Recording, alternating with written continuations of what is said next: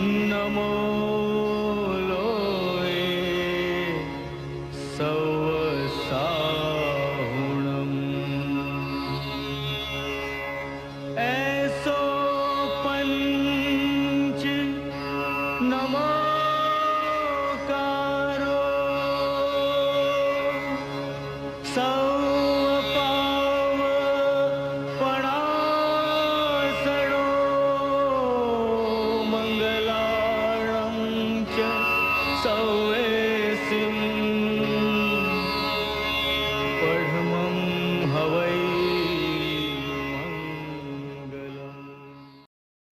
નમસ્કાર.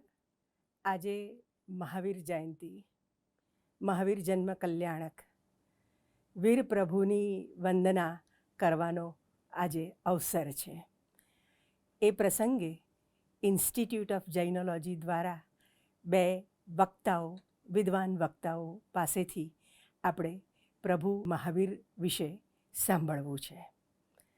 પ્રથમ આપણે કુમારપાળ દેસાઈને સાંભળીએ.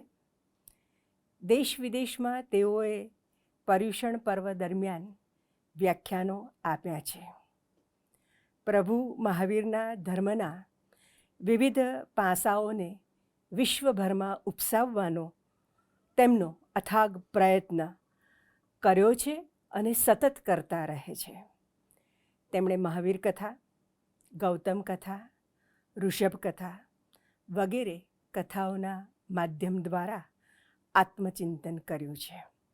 આવો આજે એમની પાસેથી પ્રભુ મહાવીરનો જીવન સંદેશ, વિરાટ આકાશની ઓળખ, એના વિશે સાંભળીએ.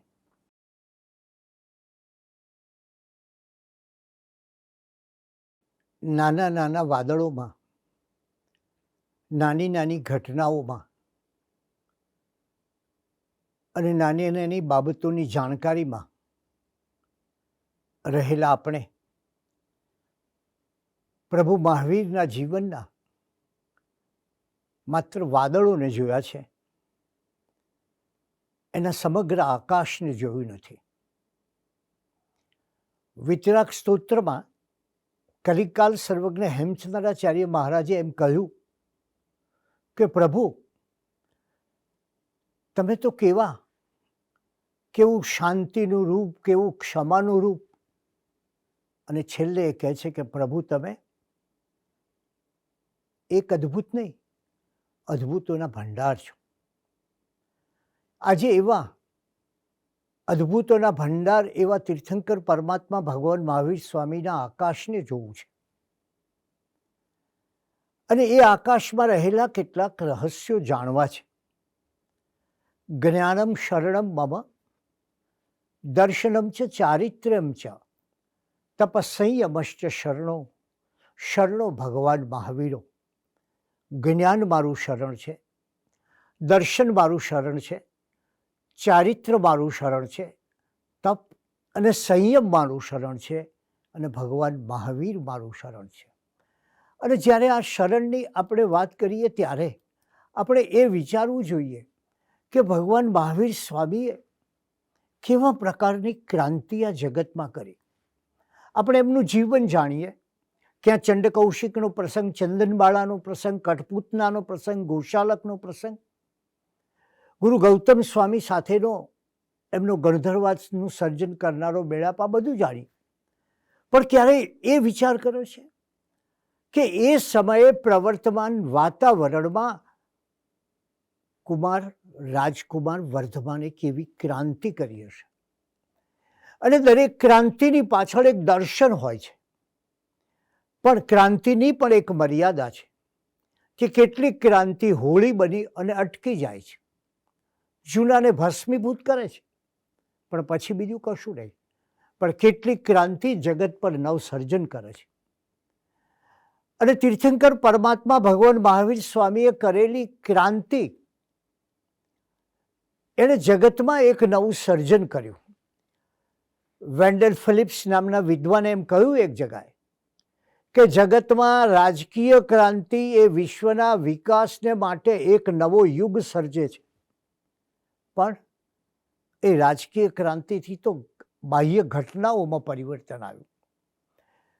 પરમાત્મા ભગવાન મહાવીર સ્વામીએ એવી ક્રાંતિ કરી કે બાહ્ય ઘટનાઓની સાથે ભીતરની ઘટનાઓમાં પણ પરિવર્તન આવે.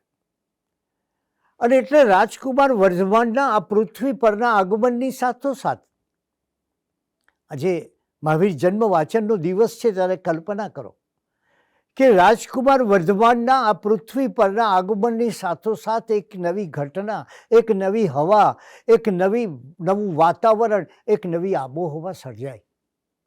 અને એ નવી આબોહવા, એ નવીન દ્રષ્ટિ, એણે એક એવું ભવ્ય પરિવર્તન કર્યું. કેવું પરિવર્તન? દાદા ધર્માધિકારીએ કહ્યું છે કે ક્રાંતિ એને કહેવાય કે જે અશક્યને શક્ય બનાવે. અને એ જમાનામાં જે અશક્ય હતું, એ જમાનાની જે પરિસ્થિતિ હતી, એ જમાનાનું જે વાતાવરણ હતું, એ જમાનાની જે રૂઢિઓ હતી, એ જમાનાનો જે ધર્માચાર હતો, એમાં ભગવાન મહાવીરે કેવું પરિવર્તન કરી નાખ્યું.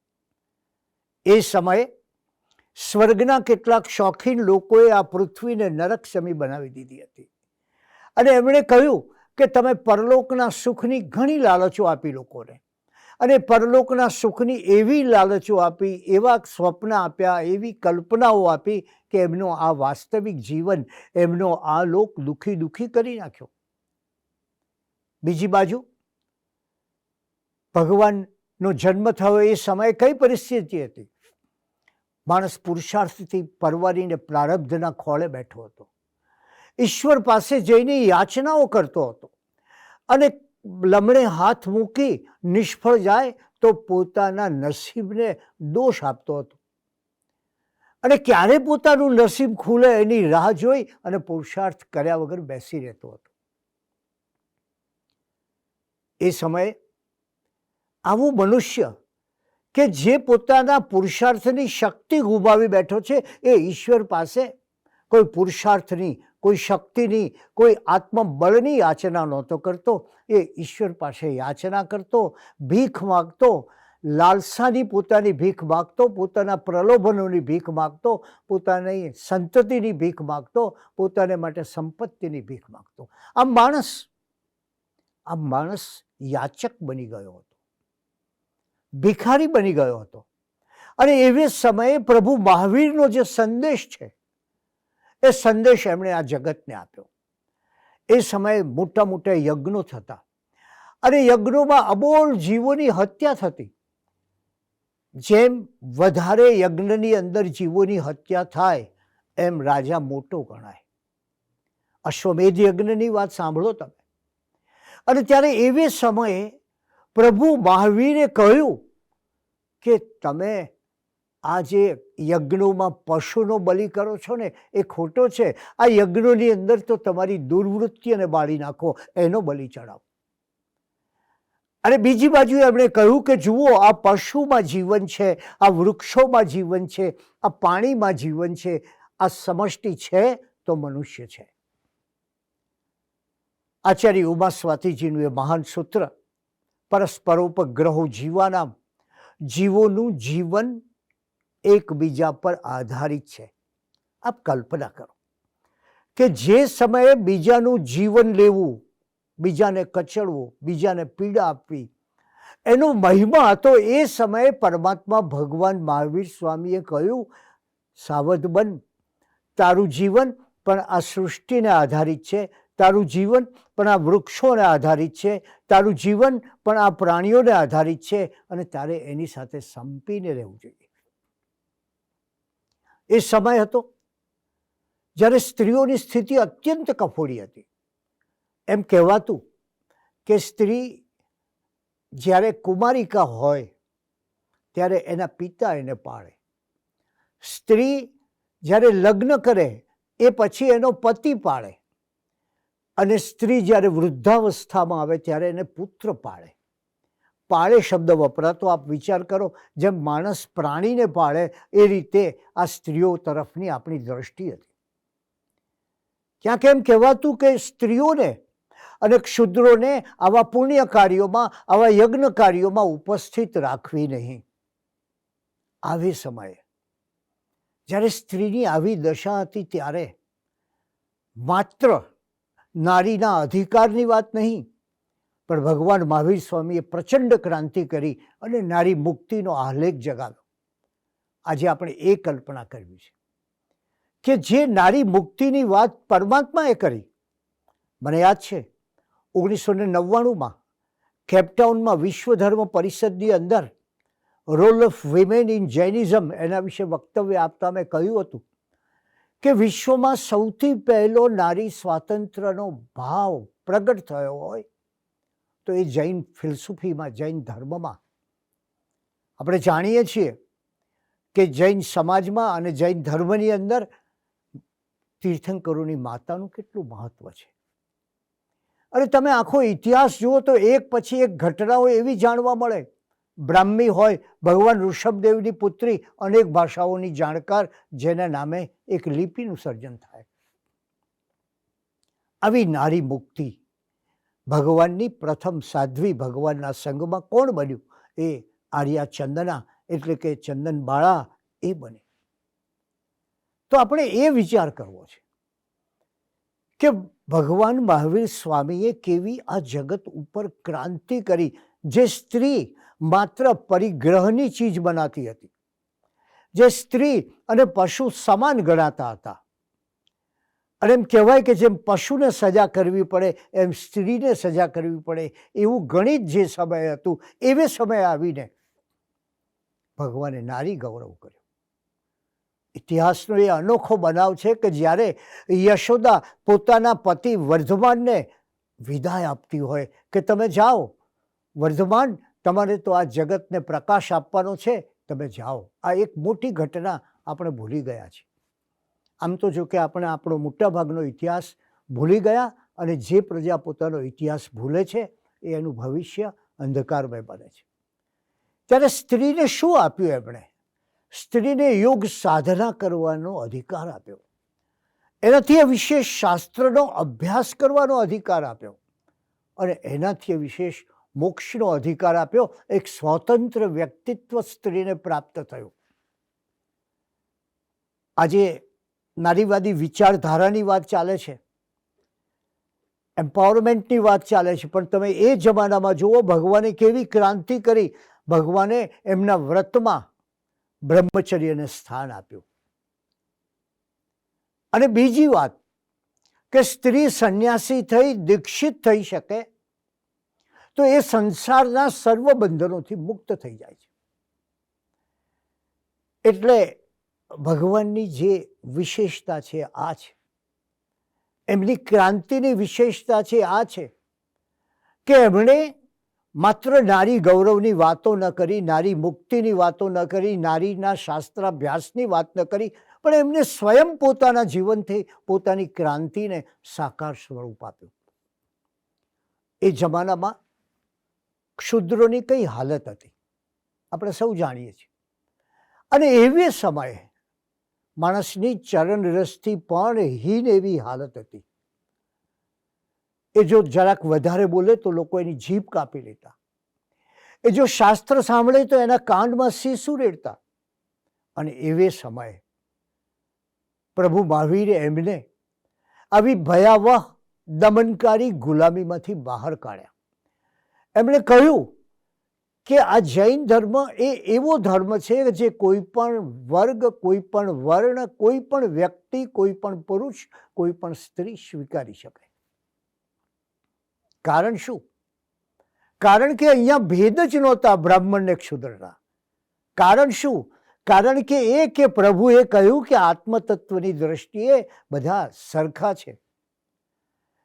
એટલે બ્રાહ્મણ હોય કે ક્ષુદ્ર હોય, સ્ત્રી હોય કે પુરુષ હોય, યુવાન હોય કે વૃદ્ધ હોય, રાય હોય કે રંક હોય, જે કોઈ, વિચાર કરો ભગવાનની આ મહાન ક્રાંતિ, જે કોઈ યોગ્ય ધર્મ પુરુષાર્થ કરે તે મોક્ષનો અધિકારી છે.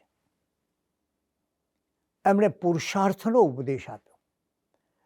અને એ સમયે એમણે એમ કહ્યું કે આ માણસ યાચક બન્યો છે, ભીખ માગે છે, ભગવાન પાસે જઈને પોતાના ભૌતિક પ્રયોજનોની યાચના કરે છે. ત્યારે એમણે કહ્યું કે દેવ ભલે મોટો હોય પણ માણસથી મોટો નથી. એ દેવ મોટો હોય, એનું સ્વર્ગ મોટું હોય, પણ માણસથી મોટું કોઈ નથી. માણસ માનવતા રાખે તો દેવ પણ એના ચરણમાં આવે છે. અને આપણે જાણીએ છીએ ભગવાન મહાવીરના જીવનની અનેક ઘટનાઓ. જો કેવી પ્રચંડ ક્રાંતિ કરી છે. એમણે કહ્યું કે તમે ઈશ્વરની ખોજ ક્યાં કરો છો? ઈશ્વરની ખોજ તમે બહાર કરો છો. ત્યારે તમારો ઈશ્વર તો તમારા ભીતરમાં રહે છે. બહુ સરસ ઉદાહરણ સાથે ભગવાને આ વાત કરી છે કે જેમ એક નાનકડી ગોટલીમાં આંબાનું વૃક્ષ છુપાયેલું છે, એ રીતે એક નાનકડી ગોટલીમાં આંબાનું વૃક્ષ છુપાયેલું છે, એ રીતે હે માનવ, તારા આત્મામાં જ પરમાત્મા છુપાયેલો છે. અને એ રીતે આત્મશક્તિની પ્રબળતા, તમારામાં ભીતરમાં કેટલી શક્તિ છે. ભગવાનનું તપ એ કદાચ આનો મહાન પુરાવો બની રહ્યો. ભગવાને સાધના કાળના 12.5 વર્ષ દરમિયાન ફક્ત 339 દિવસ, યાદ રાખજો, 12.5 વર્ષમાં માત્ર 339 દિવસ, અને 339 દિવસ પણ માત્ર 1 ટંક ભોજન લીધું હતું. બાકીના તમામ દિવસોમાં પાણી વાપર્યા વિના, પાણી પણ લીધા વિના એમણે ઉપવાસ કર્યા હતા, નિર્જલા ઉપવાસ કર્યા હતા. આમ પોતાના સાધના જીવનમાં કેટલું આત્મબળ પ્રગટ થયું હશે. લોકોએ એ તપને કેવું જોતા હશે. પોતાના સાધના કાળના આ જીવનમાં 4515 દિવસમાંથી 4166 દિવસ એમણે નિર્જલા ઉપવાસ સાથે જુદી જુદી તપશ્ચર્યાઓ કરી. અને કેવી રીતે કરી? જુઓ, પુરુષાર્થનો મહિમા, આત્મબળનો મહિમા, માનવ શક્તિનો મહિમા અને તમારી ભીતરમાં પડેલા પરમાત્માની તાકાતનો મહિમા એ ભગવાન કઈ રીતે બતાવે છે. એ ભગવાન બતાવે છે કે ભગવાને આટલું તપ કર્યું. ભગવાનનું એક વિશેષણ છે દીર્ઘ તપસ્વી. પણ એ દીર્ઘ તપસ્વી પ્રભુ મહાવીરે હજારો માઇલનો વિહાર કર્યો છે. ક્યાં એક સ્થાને બેઠા નથી, ક્યાં એક સ્થાને રહીને આ તપશ્ચર્યા કરી નથી. એમણે હજારો માઇલનો વિહાર કર્યો. અને કેવી રીતે? દેહ પર વસ્ત્ર નથી, માથે છત્ર નથી અને પગમાં પગરખા નથી. અને એવી રીતે એક માનવ આત્માના અપ્રતિમ બળનો જીવંત પરિચય આ જગતને પ્રભુ મહાવીરે આપ્યો. આમ એ ન આપણે આ પ્રચંડ ક્રાંતિને ઓળખી શક્યા, ન આપણે એનો મહિમા સમજી શક્યા, અને જે સમજ્યા ન હોય એ જગતને ક્યાંથી એનો મહિમા બતાવી શકે? મિત્રો, આપણે આજે જગતને આ બતાવવું છે કે તારી પાસે, તારા ભીતરમાં તારો ભગવાન રહેલો છે. અને એટલે જ તમે ભગવાનના સંકલ્પોનો વિચાર કરો. સાધના કાળનો પહેલો વર્ષાવાસ, હજી તો હમણાં પ્રભુ નીકળ્યા છે સૌ સ્વજનો પાસેથી. અને પ્રથમ વર્ષાવાસ, પહેલું ચાતુર્માસ, મોરાક સન્નિવેશના દ્વૈજયંત તાપસના આશ્રમમાં. આ મોરાક સન્નિવેશના દ્વૈજયંત તાપસના આશ્રમનો કુલપતિ એ પ્રભુ મહાવીરના પિતા રાય સિદ્ધાર્થનો મિત્ર હતો. એટલે એણે પ્રભુ મહાવીરને કહ્યું કે આપ, હે રાજકુમાર વર્ધમાન, યોગી વર્ધમાન, તમે અહીં આવ્યા છો, મારે ત્યાં ચાતુર્માસ કરો. અને આશ્રમમાં ઘાસથી આચ્છાદિત એવી એક ઝૂંપડીમાં યોગી વર્ધમાન ધ્યાન ધરે છે. અને ધ્યાન ધરે છે એ વખતે બસ રાત દિવસ એ જ્ઞાન, ધ્યાન, સ્વાધ્યાયમાં લીન હોય છે. બન્યું છે એવું કે એ વખતે એ ઝૂંપડી, એ ઘાસના પૂળાની બનેલી ઝૂંપડી, એ ઝૂંપડીની આજુબાજુ ગાયો આવે છે અને ઘાસના પૂળા ખેંચે છે. થોડી વાર તો પેલા કુલપતિના વિદ્યાર્થીઓએ, આશ્રમના વિદ્યાર્થીઓએ પેલી ગાયોને દૂર કરી. પણ પછી એ વિચારવા લાગે કે આ તો કેવું, આ યોગી વર્ધમાન અંદર તપ કરે અને એની ઝૂંપડીની રખેવાળી આપણે કરવાની. એના ઘાસના પૂળા ઝૂંપડીના ગાયો તાણી ન જાય એનું ધ્યાન આપણે રાખવાનું. એ ગાયોને દૂર કરવાનું કામ આપણે કરવાનું. એટલે કંટાળીને એ લોકોએ આશ્રમના કુલપતિને ફરિયાદ કરી. કુલપતિએ યોગી મહાવીરને કહ્યું કે અરે, પંખીઓ પણ જાતે પોતાના માળાની રક્ષા કરે છે, તો તમે તો માનવી છો અને તમારી ઝૂંપડીની તો તમારે દરકાર કરવી જ જોઈએ. યોગી મહાવીરે કુલપતિની વાતનો કોઈ ઉત્તર આપ્યો નહીં અને વિચારમાં પડ્યા કે જે ઝૂંપડીમાં અમૂલક આત્મા છે તેને ભૂલીને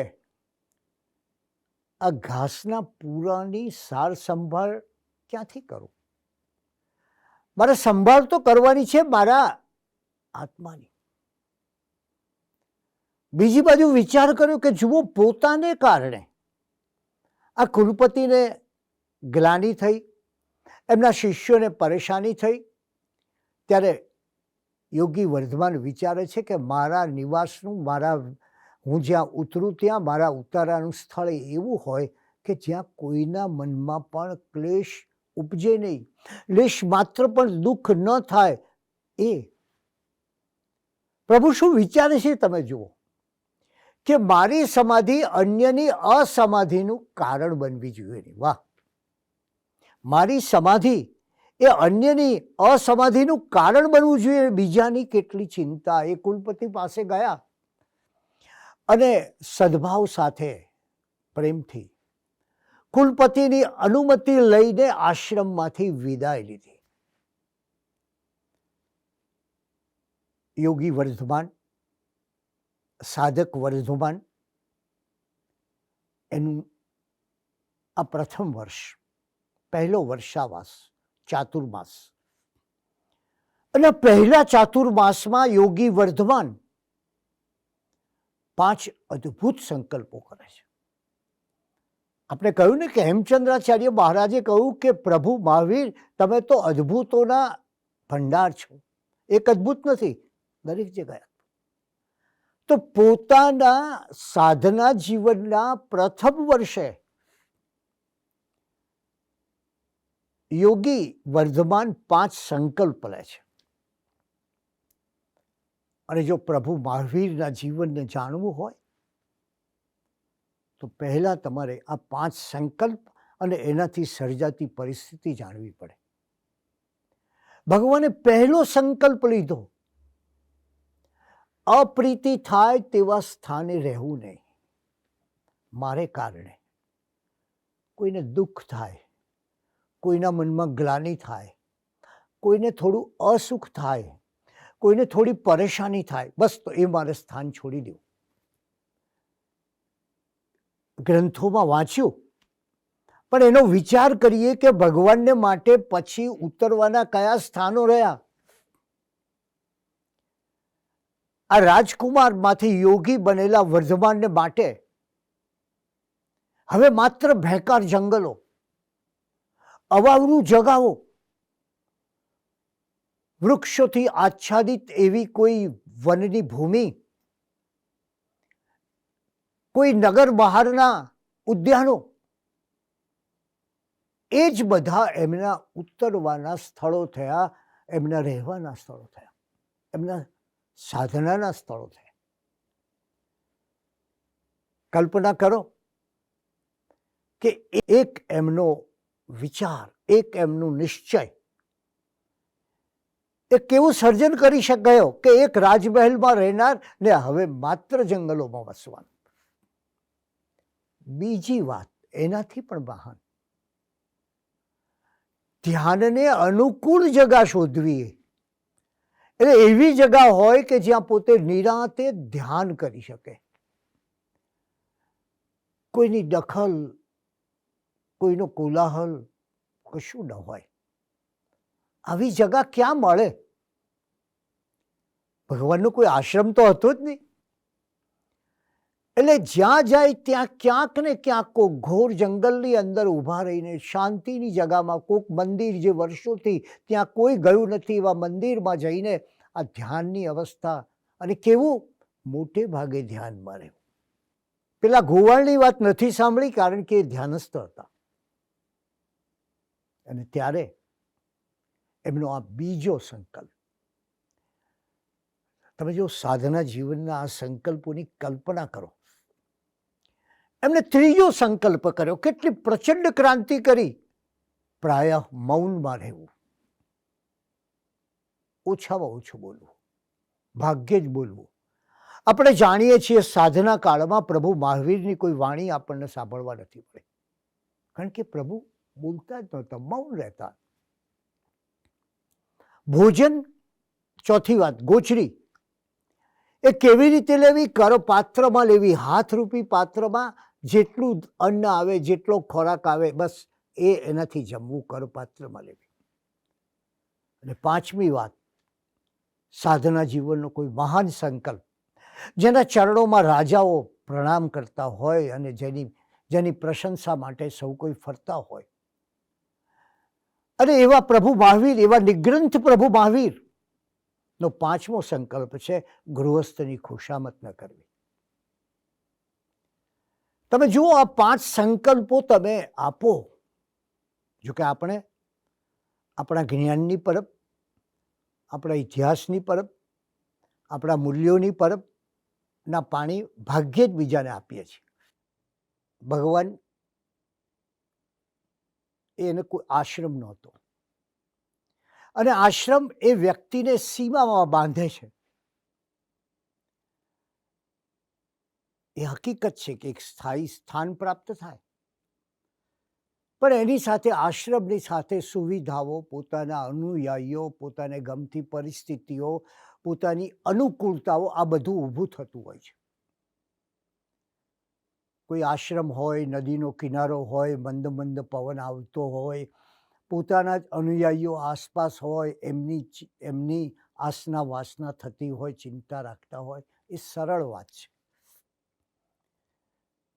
પણ પ્રભુ મહાવીર તો એક સ્થળેથી બીજા સ્થળે વિહાર કરે છે. ઉપર આકાશ અને નીચે ધરતી, એ એમના નિવાસ સ્થાન છે. અને આ છે સાધના જીવનનો ની પરાકાષ્ઠા. એનો એવરેસ્ટ તમારે જોવો હોય સાધનાનો, તો આપણે અહીં જોવા મળશે. એમણે ધ્યાનની વાત કરી, પ્રાય ધ્યાનમાં રહેવું, એક પ્રચંડ ક્રાંતિ ધ્યાન દ્વારા કરી. એમણે મૌનની વાત કરી, અને કદાચ ધ્યાનસ્થ મહાવીર અને મૌનસ્થ મહાવીર, એમની તમે વિચાર કરો, એ વિચાર કરો ત્યારે ખ્યાલ આવશે કે ભગવાને 12.5 વર્ષ સુધી સાધના કાળમાં જે ધ્યાન કર્યું, કઈ રીતે. જો અહીંયા પણ એક પ્રચંડ ક્રાંતિનો પ્રારંભ થાય છે. સામાન્ય રીતે કોઈ આસન પર બેસીને, પલાઠી કે પદ્માસન લગાવીને કે અમુક રીતે ધ્યાન થતું હોય. ભગવાને જગતને કહ્યું કે એ ધ્યાન નહીં, એ તો સરળ છે, થોડો શ્રમ પણ ઓછો લાગે. ભગવાને ઊભા રહીને ધ્યાનની વાત કરી.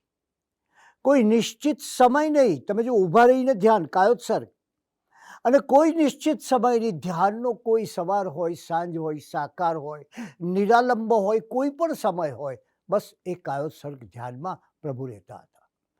એટલે માત્ર સૂક્ષ્મ શ્વાસ સિવાય શારીરિક, વાચિક, માનસિક ક્રિયાઓનું સંપૂર્ણ વિસર્જન, એનું નામ કાયોત્સર્ગ.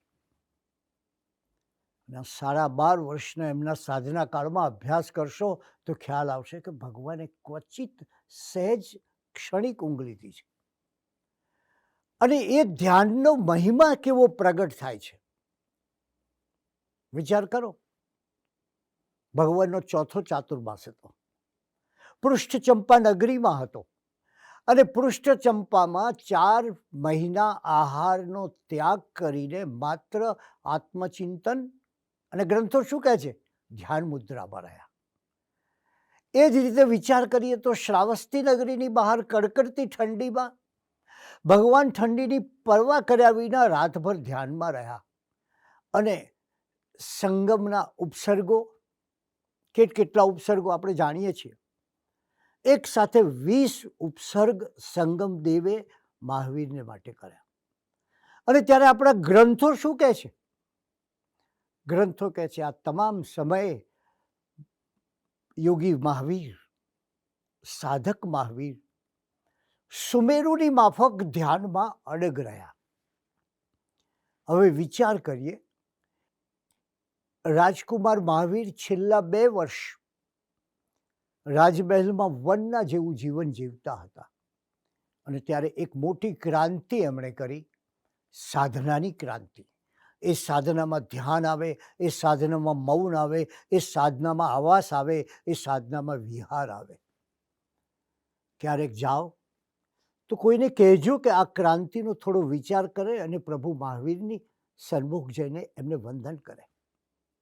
કારણ એટલું જ કે એમણે પોતે એક એવી નવી હવા ઊભી કરી, જે સમયે જાતિના ભેદો હતા, જે સમયે વંશના ભેદો હતા.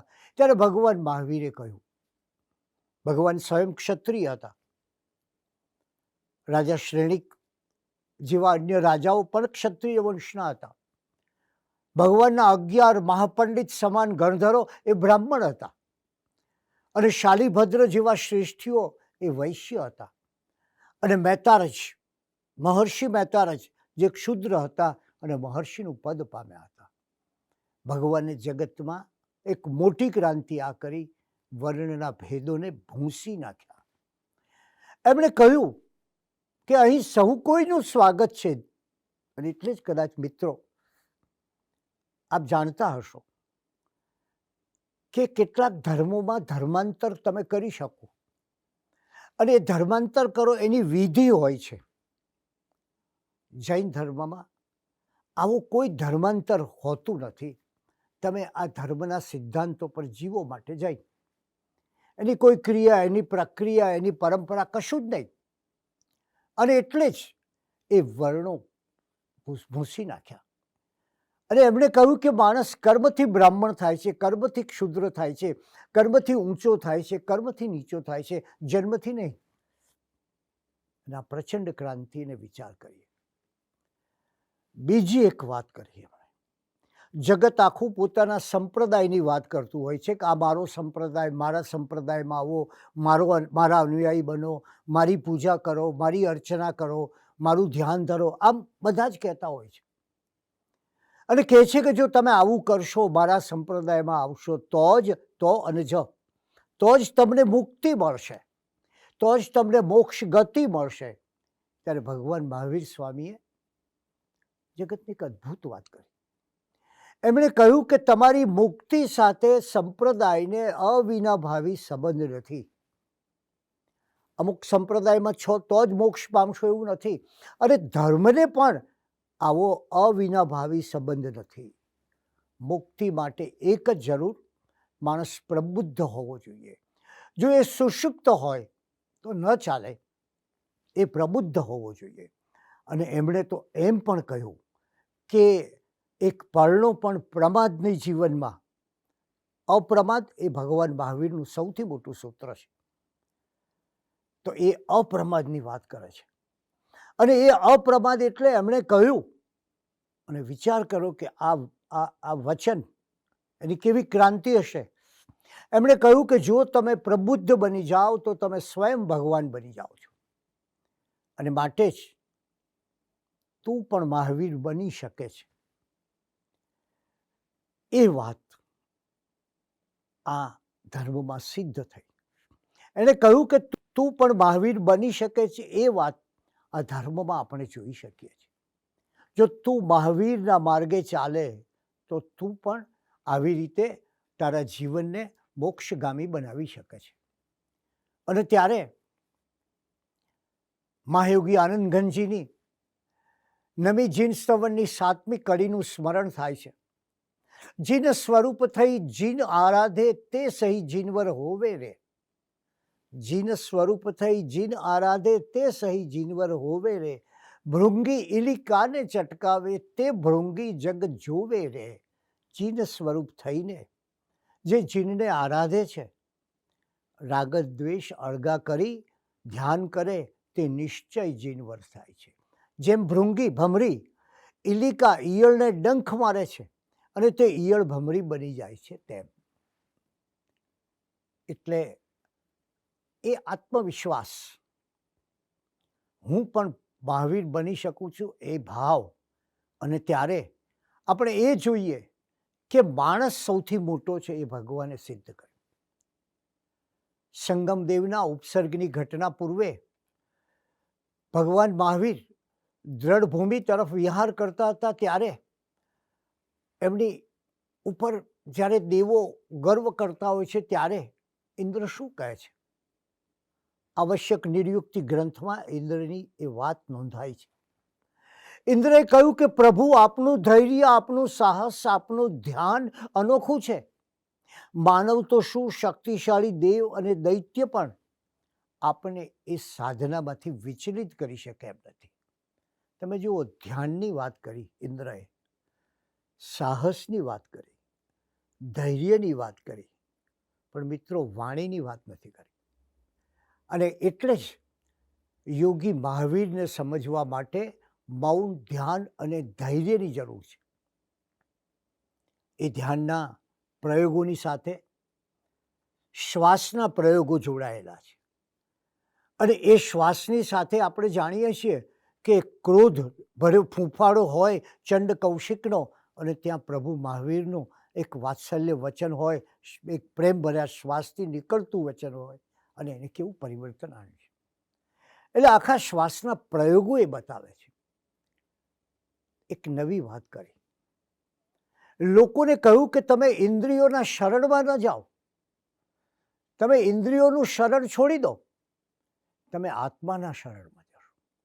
અને જેમ જેમ ભીતરમાં આત્માના શરણમાં જશો, એમ તમને આત્માની ખોજ પ્રાપ્ત થશે, એમ તમને અનંત આનંદ અને પ્રસન્નતા પ્રાપ્ત થશે. એક કવિ, એક શાયરે કહ્યું છે ને કે ખુદ અપની પહેચાન કો અબ ભી ખોજ રહા હું. હું કોણ છું એ હજી હું શોધું છું. સોક્રેટિસે કહ્યું, નો થાય સેલ્ફ, તારી જાતને જાણ. ખુદ અપની પહેચાન કો અબ ભી ખોજ રહા હું, પાયા હૈ સારા આલમ મગર ખુદ કા પતા નહીં. આખી દુનિયાને જાણું છું, પણ પોતાની જાતની ખબર નથી. ત્યારે ભગવાન મહાવીરે કહ્યું કે બહારની આંખોથી થતું દોષ દર્શન, દ્વેષ દર્શન અને દુરિત દર્શન એ બંધ કરો, અને તો જ તમારી ભીતરની આંખ ખુલે. અને જેમ ભીતરની આંખ ખુલશે ત્યારે ખ્યાલ આવશે કે દેહ તો સાધન છે, સાધ્ય તો આત્મા છે. અને એ આત્માના પંથે જશો ત્યારે એક એવો અહેસાસ થશે કે આ જગતમાં કોઈ તમારો શત્રુ નથી, કોઈ મિત્ર નથી, કોઈ મારું નથી, કોઈ પારકું નથી. અને એટલે જ યોગશાસ્ત્રમાં કલિકાલ સર્વજ્ઞ હેમચંદ્રાચાર્ય મહારાજાએ પ્રભુ મહાવીરનું વર્ણન કરતા કહ્યું છે કે ઇન્દ્ર જેમના ચરણમાં નમસ્કાર કરતા હતા, અને ચંડ કૌશિક નાગ પગ પર ડંખ દેતો હતો. એક ચરણમાં નમસ્કાર કરે અને બીજો દંશ દેતો હોય, તો એ બંને તરફ જેમનું મન સમાન હતું, ન કોઈ રાગ ન કોઈ દ્વેષ, એ બંને તરફ જેમનું મન સમાન હતું, એવા પ્રભુ મહાવીરને હું નમસ્કાર કરું છું. કેમ? એમણે મિત્ર અને શત્રુના વર્ષો જૂના ભેદ મિટાવી દીધા. એમણે કહ્યું કે શત્રુ પ્રત્યે સ્નેહભાવ દાખવીને એને મિત્ર બનાવો. શત્રુને પરાજિત કરીને જીતે તે વીર, પણ શત્રુને મિત્ર બનાવે તે મહાવીર. અને એ શત્રુની વાત એમણે કઈ રીતે પ્રગટ કરી? બીજી રીતે એમણે ભગવાને કહ્યું, બહુ અદ્ભુત વાક્ય છે. કદાચ આ પર્યાવરણ માટે, આજની પરિસ્થિતિ માટે, આ જગતમાં વધી ગયેલા પરિગ્રહને માટે, અથવા તો એનાથી વધારે થતી જીવ હિંસાને માટે, પ્રાણી હત્યાને માટે ભગવાનનું એ વાક્યનું આપણે સ્મરણ કરીએ. ભગવાને કહ્યું, જેને તું હણવા માગે છે, જેને તું મારવા માગે છે, જેને તું હણવા માગે છે તે તું જ છે, જેના પર તું શાસન કરવા માગે છે તે પણ તું જ છે, જેને તું પરિતાપ આપવા માગે છે તે પણ તું જ છે. અને માટે જ આમ જાણીને સમજુ માણસ કોઈને હણતો નથી, કોઈના પર શાસન ચલાવતો નથી, અને કોઈને પરિતાપ આપતો નથી. એક બીજી ક્રાંતિ. સામાન્ય રીતે ગુરુને પોતાના શિષ્ય તરફ ભાવ હોય છે, એ ભાવ અહોભાવમાં પેદા થઈ જાય અને શિષ્ય તરફ એક રાગ પેદા થાય. મહાવીરે જગતને બતાવ્યું કે શિષ્ય નહીં, સાધના મહત્વની છે. જે દીર્ઘ તપસ્વી હોય, આંતરિક વૃત્તિઓનું શુદ્ધિકરણ કર્યું હોય અને બાહ્ય વૃત્તિઓ પર વિજય મળ્યો હોય, તે આવી જ વ્યક્તિ, આવા ગુણો ધરાવનારી માણસ, પછી એ કોઈ પણ હોય, તે જ મહાવીરને પ્રિય છે. અને એટલે જ તમે કલ્પના કરી શકો છો કે ભગવાન મહાવીર, ગૌતમ ગણધર, એમના વિશે તો ઘણું કહી શકાય, ક્યારેક કહીશું પણ ખરા, પણ એ ગૌતમ ગણધરને આનંદ શ્રાવકની ક્ષમા માગવાનું કહે છે. એક નવો પ્રયોગ જે લગભગ અજ્ઞાત રહ્યો છે આજ સુધી, એ છે ઉપસર્ગોમાં અહિંસા. એમણે એક અહિંસાનો વિરલ પ્રયોગ કરી બતાવ્યો કે જગત આખું હત્યામાં માનતું, અંગછેદનમાં માનતું, યુદ્ધમાં માનતું, આક્રમણમાં માનતું, અને એમ કહેતું કે આ બધાને યુદ્ધો કરીને આપણે જીતવું જોઈએ. ત્યારે ભગવાન મહાવીરે એવી અહિંસા બતાવી કે આટલા ઉપસર્ગો આવવા છતાં ભગવાન સહેજે ચલિત ન થયા. ગાંધીજીનું સ્મરણ થાય, શ્રીમદ રાજચંદ્રજીનું સ્મરણ થાય, બાહ્ય ઉપસર્ગો કોઈ અસર કરે નહીં. એ ઉપસર્ગ પછી ગોવાળિયાનો હોય, એ ઉપસર્ગ પછી ચંડકૌશિકનો હોય, એ ઉપસર્ગ પછી કઠપૂતનાનો હોય, કે એ ઉપસર્ગ એનાથી વધારે લોકો એવી ભૂમિ ઉપર જવાનું પસંદ કરે કે જ્યાં પોતાને અનુકૂળ એવા લોકો હોય. ભગવાન મહાવીરની અહિંસાની કસોટી થાય એવો પ્રદેશ એ લાઢ નામનો અનાર્ય પ્રદેશ, અને ભગવાન આ પ્રદેશમાં ગયા અને પોતાની અહિંસા જાળવી. આપણે જાણીએ છીએ કે એમના શિષ્ય ગોશાલકે કહ્યું કે પ્રભુ, એક લાકડી રાખીને આ તમારા પગના માંસના લોચા લઈ જતા કૂતરાઓને તો હાંકો, ત્યારે એની પણ એ ના પાડે છે. આ અહિંસાની પરાકાષ્ઠા છે. આ ઉપસર્ગોમાંથી થતા અહિંસા દર્શનનો વિચાર કરવા જેવો છે. અને એક એને પરિણામે એમનું સ્વયં જીવન આખું એ અહિંસાની પ્રયોગ ભૂમિ છે. અને આ ઉપસર્ગો પણ, આફતો પણ, આવેલી મુશ્કેલીઓ પણ એમના ધ્યાનને અવરોધી શક્યા નહીં. એમની ચેતના તો સદૈવ ધ્યાન સમાધિમાં જ કેન્દ્રિત રહી, અને એ રીતે આ ઉપસર્ગોની અગન જ્વાળાઓ વચ્ચે સહેજે ડર્યા નહીં, પાછા પડ્યા નહીં, ચલિત થયા નહીં, પણ એને પ્રસન્નતાથી સહન કરી અને જગતને આ અહિંસાનું વિરાટ દર્શન પહેલી વાર આપ્યું. એમણે કહ્યું કે જીવનમાં જે હિંસા છે એ તો પરિગ્રહથી થતી હિંસા છે, અને એ હિંસા તમારે એમાંથી દૂર થવું જોઈએ. આત્માનો પ્રયોગ કર્યો, અને જૈન ધર્મને એક દ્રષ્ટિએ આપણે આત્મધર્મ કહી શકીએ એવું લાગે. આત્મનિર્ણયનો અધિકાર આપ્યો. ભગવાને કહ્યું કે તમારા ભાગ્યનો અધિકાર તમે જ કરો છો. તમારા કર્મો, સુખ અને દુઃખ એ બંને તો તમારી આસપાસ ફરતા રહે છે. આત્માનો પ્રયોગ. અને એટલે જ ભગવાન મહાવીરની આ પ્રજ્ઞાની પ્રયોગશાળામાં પહેલા દેહ પરના પ્રયોગો જોઈએ છે, કાયોત્સર્ગ વગેરે શ્વાસના પ્રયોગો જોઈએ છે, ઉપસર્ગો દ્વારા મિત્રતાના પ્રયોગો જોઈએ છે, અને એ પછી મનના પ્રયોગો જોઈએ છે. ભગવાને કહ્યું, ઈચ્છા નિરોધ તપથી મોક્ષની પ્રાપ્તિ થાય છે. ઈચ્છા કેવી? મનુષ્યની ઈચ્છા કેવી? ઈચ્છા હું આકાશ સમા અનંત્યા. આ તમારી ઈચ્છાઓ તો આકાશ જેવી અનંત છે. જેમ આકાશને કોઈ છેડો હોતો નથી, એમ તમારી ઈચ્છાઓનો છેડો હોતો નથી. અને આમ ભગવાન પોતે માનવ મનની સતત ચિકિત્સા કરે છે, અને ચિકિત્સા કરતાં કરતાં એ માનવ મનની વિશેષતાઓ, એની કામનાઓની ચિકિત્સા કરે છે, અને કહે છે કે આ કામનાઓને પાર જશો તો જ આ તમારા દુઃખમાંથી પાર પામી શકશો. એ પછીના એમના જે પ્રયોગો જોઈએ, એમાં આપણને લાગે છે કે ભગવાને કહ્યું કે જ્યારે પોતાની અગાઉની અવસ્થામાં હતા, સંસારી અવસ્થામાં હતા, ત્યારે પણ આપણે કદાચ ખ્યાલ હશે કે મોટા ભાઈ નંદીવર્ધનના કહેવાથી મહાવીર 2 વર્ષ સુધી ઘર સંસારમાં રહ્યા, પણ આંતરિક રીતે એમણે સ્વાતંત્ર્યભર્યું જીવન ગાળ્યું. મહેલમાં હતા પણ જાણે વનમાં રહેતા હોય તે રીતે રહ્યા. એમના કાકા સુપાર્શ્વ ભાઈ નંદીવર્ધન અને અન્ય મિત્રોએ કહ્યું, કુમાર વર્ધમાનને શું કહે છે, તમે સતત ધ્યાનની મુદ્રામાં બેસી રહો છો, મનોરંજન શા માટે નથી માણતા?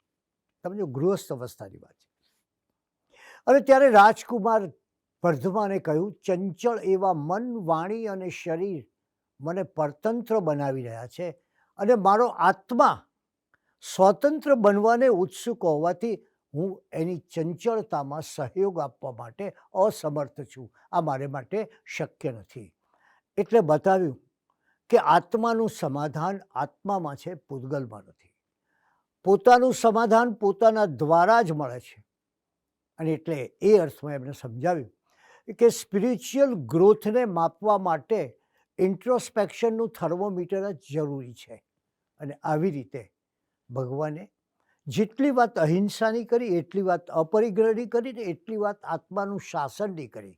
એ આત્માનું શાસનનું પાલન, આત્માને સાક્ષીમાં રાખીને એનું પાલન કરવું, એ ભગવાનની વાત છે. અને જો વ્યક્તિ આવી રીતે આત્માનું શાસનની પાલન કરે તો શું થાય? તો અપ્પા સો પરમપ્પા, આત્મા એ જ પરમાત્મા બને. ભગવાનની આ વાણી જ્યારે વહી હશે એમની દેશનામાં, એમના ઉપદેશોમાં, ત્યારે કલ્પના કરો કે જગતને કેવું નવું દર્શન મળતું હશે.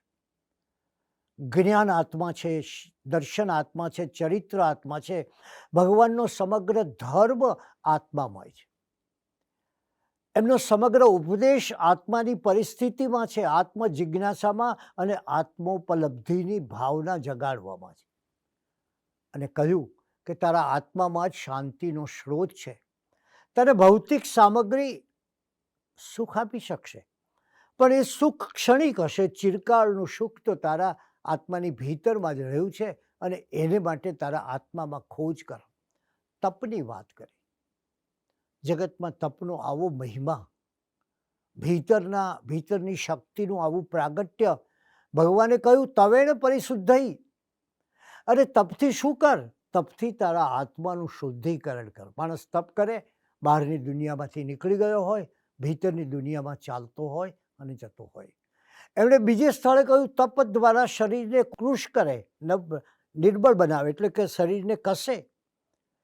તપ દ્વારા શરીરને કૃશ કરે અને કૃશ કર્યા પછી ભોગવૃત્તિને જર્જરિત કરે. કરોડો ભાવના સંચિત કર્મ, ભગવાનની વાણીનો ત્રીજો ભાગ. કરોડો ભાવના સંચિત કર્મ તપશ્ચર્યાથી નષ્ટ થાય છે. ઈચ્છા નિરોધેણ, ઈચ્છાનો નિરોધ કરવાથી, તપથી, ઈચ્છા નિરોધવાળું તપ કરવાથી મોક્ષની પ્રાપ્તિ થાય છે. આમ તમે જુઓ કે તપના એમણે ક્રમિક પગથિયા બતાવ્યા છે. ઈચ્છા નિરોધ, ઇન્દ્રિય અંકુશ, મન પર અંકુશ, 4 ગતિમાં અંકુશ, આત્માને પોષવો અને રોજ કોઈને કોઈ નવા તપ માટેની આત્મિક તૈયારી. ભગવાન બુદ્ધે માત્ર ધ્યાનને પકડ્યું અને એને પરિણામે એમણે તપ છોડી દીધું. ભગવાન મહાવીરે ધ્યાન અને તપ બંનેને સમરૂપે સ્વીકાર્યા અને એટલે જ ભગવાનના તપની પાછળ, મહાવીરના તપની પાછળ એક બહુ મોટો ખ્યાલ છે, એ પ્રસન્નતા છે. 10 વૈકાલિક સૂત્રમાં પ્રભુ મહાવીરે એમ કહ્યું કે દરેકે પોતાની શક્તિ, દ્રઢતા, શ્રદ્ધા, આરોગ્ય, શક્તિ, દ્રઢતા, શ્રદ્ધા, આરોગ્ય અને ક્ષેત્રને સમજીને, ક્ષેત્ર અને કાળને સમજીને, વિચારીને પોતાના આત્માના તપમાં જોડાવવું જોઈએ. આ રીતે આ તપ દ્વારા એમણે એક આખું આત્માનું શાસનની વાત કરી અને એ રીતે એક પ્રજ્ઞાની પ્રયોગશાળા, ભગવાનનું જીવન જુઓ, ત્યાં ભીતરના પ્રયોગો છે. એ કષાયોના ત્યાગની વાત હોય, એ આહારની વાત હોય, આ સઘળી વસ્તુઓ ભીતરના પ્રયોગો સાથે સંકળાયેલી છે. એટલે આપણે એમ કહી શકીએ કે આલ્બર્ટ આઇન્સ્ટાઈન અને આઇઝેક ન્યૂટન એમણે બુદ્ધિની પ્રયોગશાળામાં અને ભગવાન મહાવીરે પોતાની પ્રજ્ઞાની પ્રયોગશાળામાં પ્રયોગો કર્યા. અને કેવા પ્રયોગો? મને યાદ છે કે જ્યારે લંડનના બકિંગહામ પેલેસમાં ડ્યુક ઓફ એડિનબરો પ્રિન્સ ફિલિપને મળ્યા અને એમણે જૈન ધર્મની પર્યાવરણની ભાવનાની વાત કરી, ત્યારે એમણે આશ્ચર્ય પ્રગટ કર્યું કે આજથી 2500 વર્ષ પહેલાં તમારા ધર્મમાં પર્યાવરણની વાત લખી છે. અમે કહ્યું કે sir, for us religion is ecology and ecology is religion. તો એ પર્યાવરણની વાત ક્યાંથી મળે છે તમને? અને તમે પ્રતિક્રમણ હોય, પ્રાયશ્ચિત્ત હોય, વિનય હોય, કરુણા હોય, મુદિતા હોય, ભાવક્ષમા હોય, આ બધું ક્યાં થાય? ક્યાં કરશો તમે? તમારા હૃદયની ભીતરમાં જ કરશો. એટલે ભગવાન મહાવીરે કોને માટે આ ધર્મનું પ્રતિપાદન કર્યું? આવો પ્રશ્ન કોઈ સામાન્યને નહીં, પણ જ્યારે સુધર્મા સ્વામીને પૂછવામાં આવ્યો અને કહ્યું કે કોને માટે? શું પોતાના અનુયાયીઓને માટે, જે સામાન્ય રિવાજ છે, શું પોતાના અનુયાયીઓને માટે ધર્મનું રિવાજ વર્ણન કર્યું હતું? શું જૈનો માટે કર્યું હતું? ત્યારે કહ્યું હતું કે મહાવીરે, તમે જુઓ સુધર્મા સ્વામીનો જવાબ, મહાવીરે કોઈ એક પ્રાણી ધર્મનું પ્રતિપાદન કર્યું નથી, પણ કોઈ પ્રાણી કોઈ પણ પ્રાણીને મારે નહીં એટલા માટે મહાવીરે ધર્મનું પ્રતિપાદન કર્યું છે. એટલે કોઈ વર્ગ વિશેષનો આ ધર્મ નથી અને માટે જ એમાં પ્રયોગનો મહિમા છે, પ્રવચનનો નહીં. જો કે આજે આપણે આખી સઘળી વાત પ્રવચનથી કહેવી પડે છે, પણ તમે વિચાર કરો કે પર્યુષણ શા માટે પર્વાધિરાજ કહેવાય છે? ક્યારેક તમારી જાતને પૂછો. આપણે સૌ જાણીએ છીએ પર્વ એ પરિણામ છે અને આપણે જાણીએ છીએ કે પરિણામ એક જ દિવસમાં આવે. એનો મહિમા માત્ર એક જ દિવસ પૂરતો હોય. પછી રામનવમી હોય, જન્માષ્ટમી હોય, પરશુરામ જયંતિ હોય કે મહાવીર જન્મ કલ્યાણકનો દિવસ, માત્ર એક દિવસમાં એ સમાપ્ત થઈ જાય તો પર્યુષણ શા માટે સળંગ 8 દિવસ સુધી? અને આપણે જાણીએ છીએ કે દિગંબર સંપ્રદાયમાં તો 10 દિવસ સુધી ચાલતું હોવાથી એને લક્ષણા પર્વ કહે છે. મારે આપણે એ કહેવું છે, પર્વ એ પરિણામ છે, જ્યારે પર્યુષણ એ પ્રયોગ છે. આ જગતમાં સૌથી વધુ પેટન્ટ ધરાવનાર થોમસ આલ્વા એડિસનનો વિચાર કરો તો ખ્યાલ આવશે કે દિવસોના દિવસો સુધી પ્રયોગ કર્યા પછી થોમસ આલ્વા એડિસને આ જગતને લાઇટનો દીવો, વીજળીનો દીવો આપ્યો અને ગ્રામોફોનની શરૂઆતના સ્વરૂપ સમો ફોનોગ્રામ આપ્યો. ત્યારે કોઈએ એને પૂછ્યું કે ઓહો, કેટલી બધી તમારે મહેનત કરી, કેટલી બધી નિષ્ફળતાઓ મળી. ત્યારે એડિસને એમ કહ્યું કે મારી 99 નિષ્ફળતાઓની ઉપર મારી સફળતા બેઠી હતી, 1000માં પગથિયે, અને એ મેં પ્રાપ્ત કરી છે. આમ પર્યુષણ એ સળંગ ચાલતો પ્રયોગ છે, કોઈ ક્રિયાકાળ નથી, ના કોઈ પ્રવચનોનો તકાજો છે કે ના કોઈ બાહ્ય તપનો પ્રકાર છે.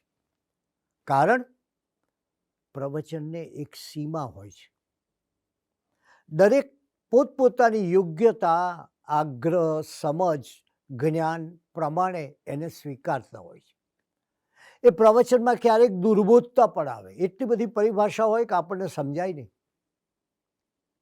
અથવા એ પરિભાષાના જંગલમાંથી બહાર નીકળવું મુશ્કેલ પડે, ક્યારેક કઠિનતા હોય, ક્યારેક સીધી લીટીની વાતને બદલે શબ્દોના આટાપાટા કે રમત હોય. મને યાદ આવે છે, એકવાર રમેશે એના પત્નીને પૂછ્યું કે આજે ટિફિનમાં તું મને શું આપીશ?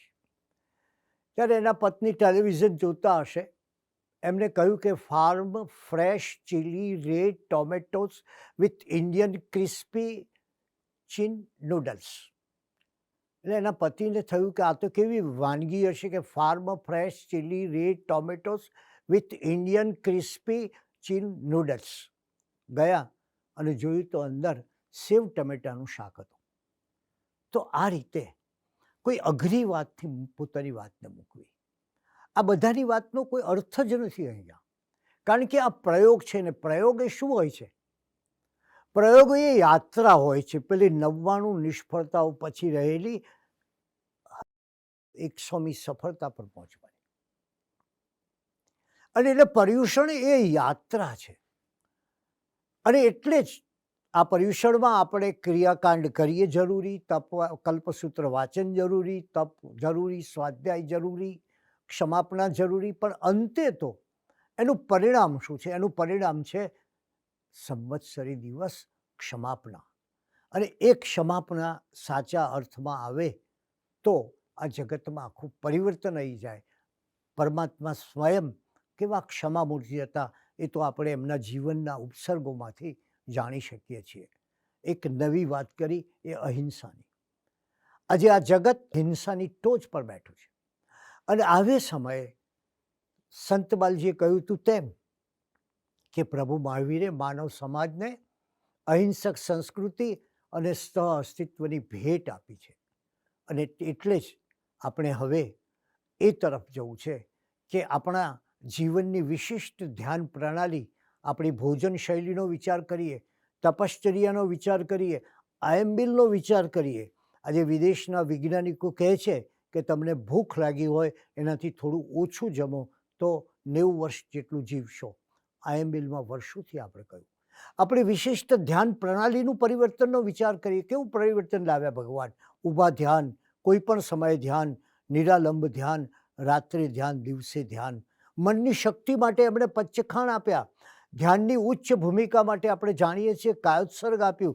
આંતરદોષોની ઓળખ માટે પ્રતિક્રમણ આપ્યું. આંતરશુદ્ધિ માટે પર્યુષણ આપ્યું.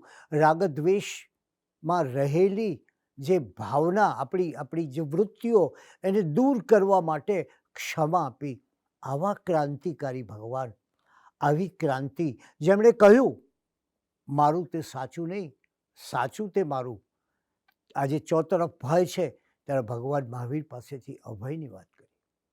આજે પ્રાણી હત્યા, કદાચ એક શક્યતા કોરોના મહામારીમાં આ પણ છે, ત્યારે આજે પ્રાણી હત્યાનો મહિમા વધી રહ્યો છે ત્યારે શાકાહારની ગૌરવ કરીએ એ સમય આવ્યો છે. અને એટલે જ આપણે એ વિચાર કરીએ કે ભગવાને જે કંઈ આપણને સિદ્ધાંતો આપ્યા છે કેટલું આપણે પામ્યા છે. અને ત્યારે આ પામ્યા પછી ભગવાને એમના પટ્ટ શિષ્ય, પરમ શિષ્ય ગુરુ ગૌતમ સ્વામીને કહ્યું હતું, એ શબ્દો યાદ કરીએ. સમયમ ગોયમ મા પમાય. હે ગૌતમ, તું ક્ષણ માત્રનો પ્રમાદ ન કરીશ, એક ક્ષણનો પણ પ્રમાદ ન કરીશ. આપણે પ્રભુ મહાવીરની ક્રાંતિ સમજવા માટે, અનુભવવા માટે, જગતને એનું દર્શન આપવા માટે ઘણો સમય વિતાવ્યો. 2600 વર્ષ થઈ ગયા અને છતાં આપણે આ નથી કરી શક્યા. ત્યારે પેલા કવિની પંક્તિઓ મને યાદ આવે છે. 3 વાના મુજને મળ્યા, હૈયું મસ્તક હાથ, બહુ દઈ દીધું નાથ, જો ચોથું નથી માગવું. આપણા હૈયામાં આત્મબળ, આત્મગૌરવ અને આત્માનંદ જાગૃત કરો. આપણને આ મળ્યું પ્રભુ મહાવીર પાસેથી. મસ્તકમાં અહિંસા, ધ્યાન, અનેકાંત પ્રાપ્ત થયા. અને હાથ, હૈયું મળ્યું, મસ્તક મળ્યું ને હાથ, અને હાથમાં પુરુષાર્થ, સૃષ્ટિ પ્રેમ અને સમર્પણ પ્રાપ્ત થયા. આટલું બધું તમે આપ્યું છે. હવે બીજી કશી અમારે જરૂર નથી. જરૂર છે અમારે ક્રાંતિ કરવાની. નમસ્કાર. જય જીરેન્દ્ર.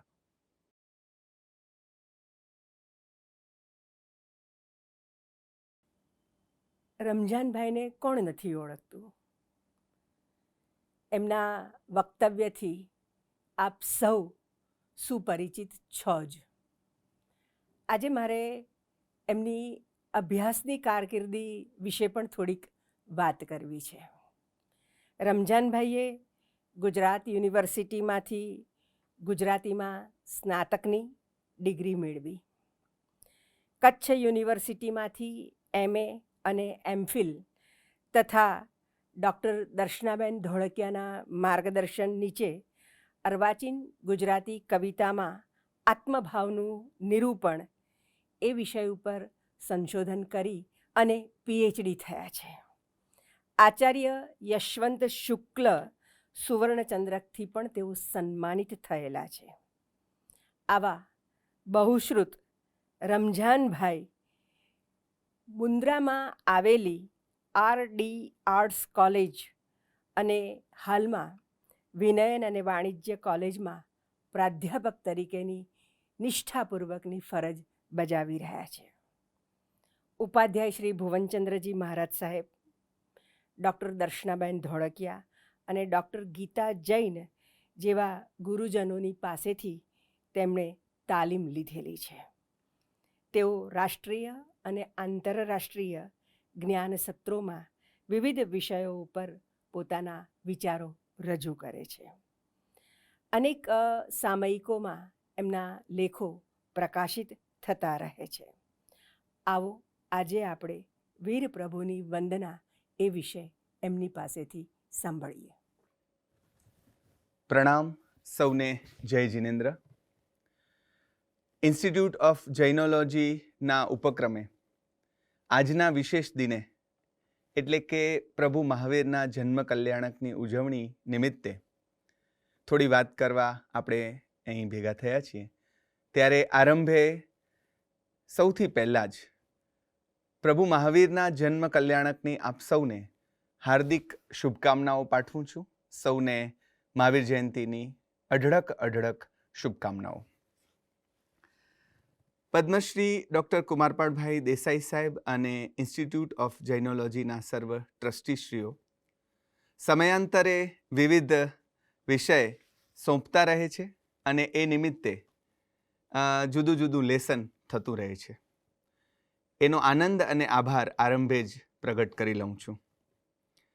અત્યારે જે સમયમાં આપણે જીવી રહ્યા છીએ ચારે તરફ યુદ્ધનું વાતાવરણ છે.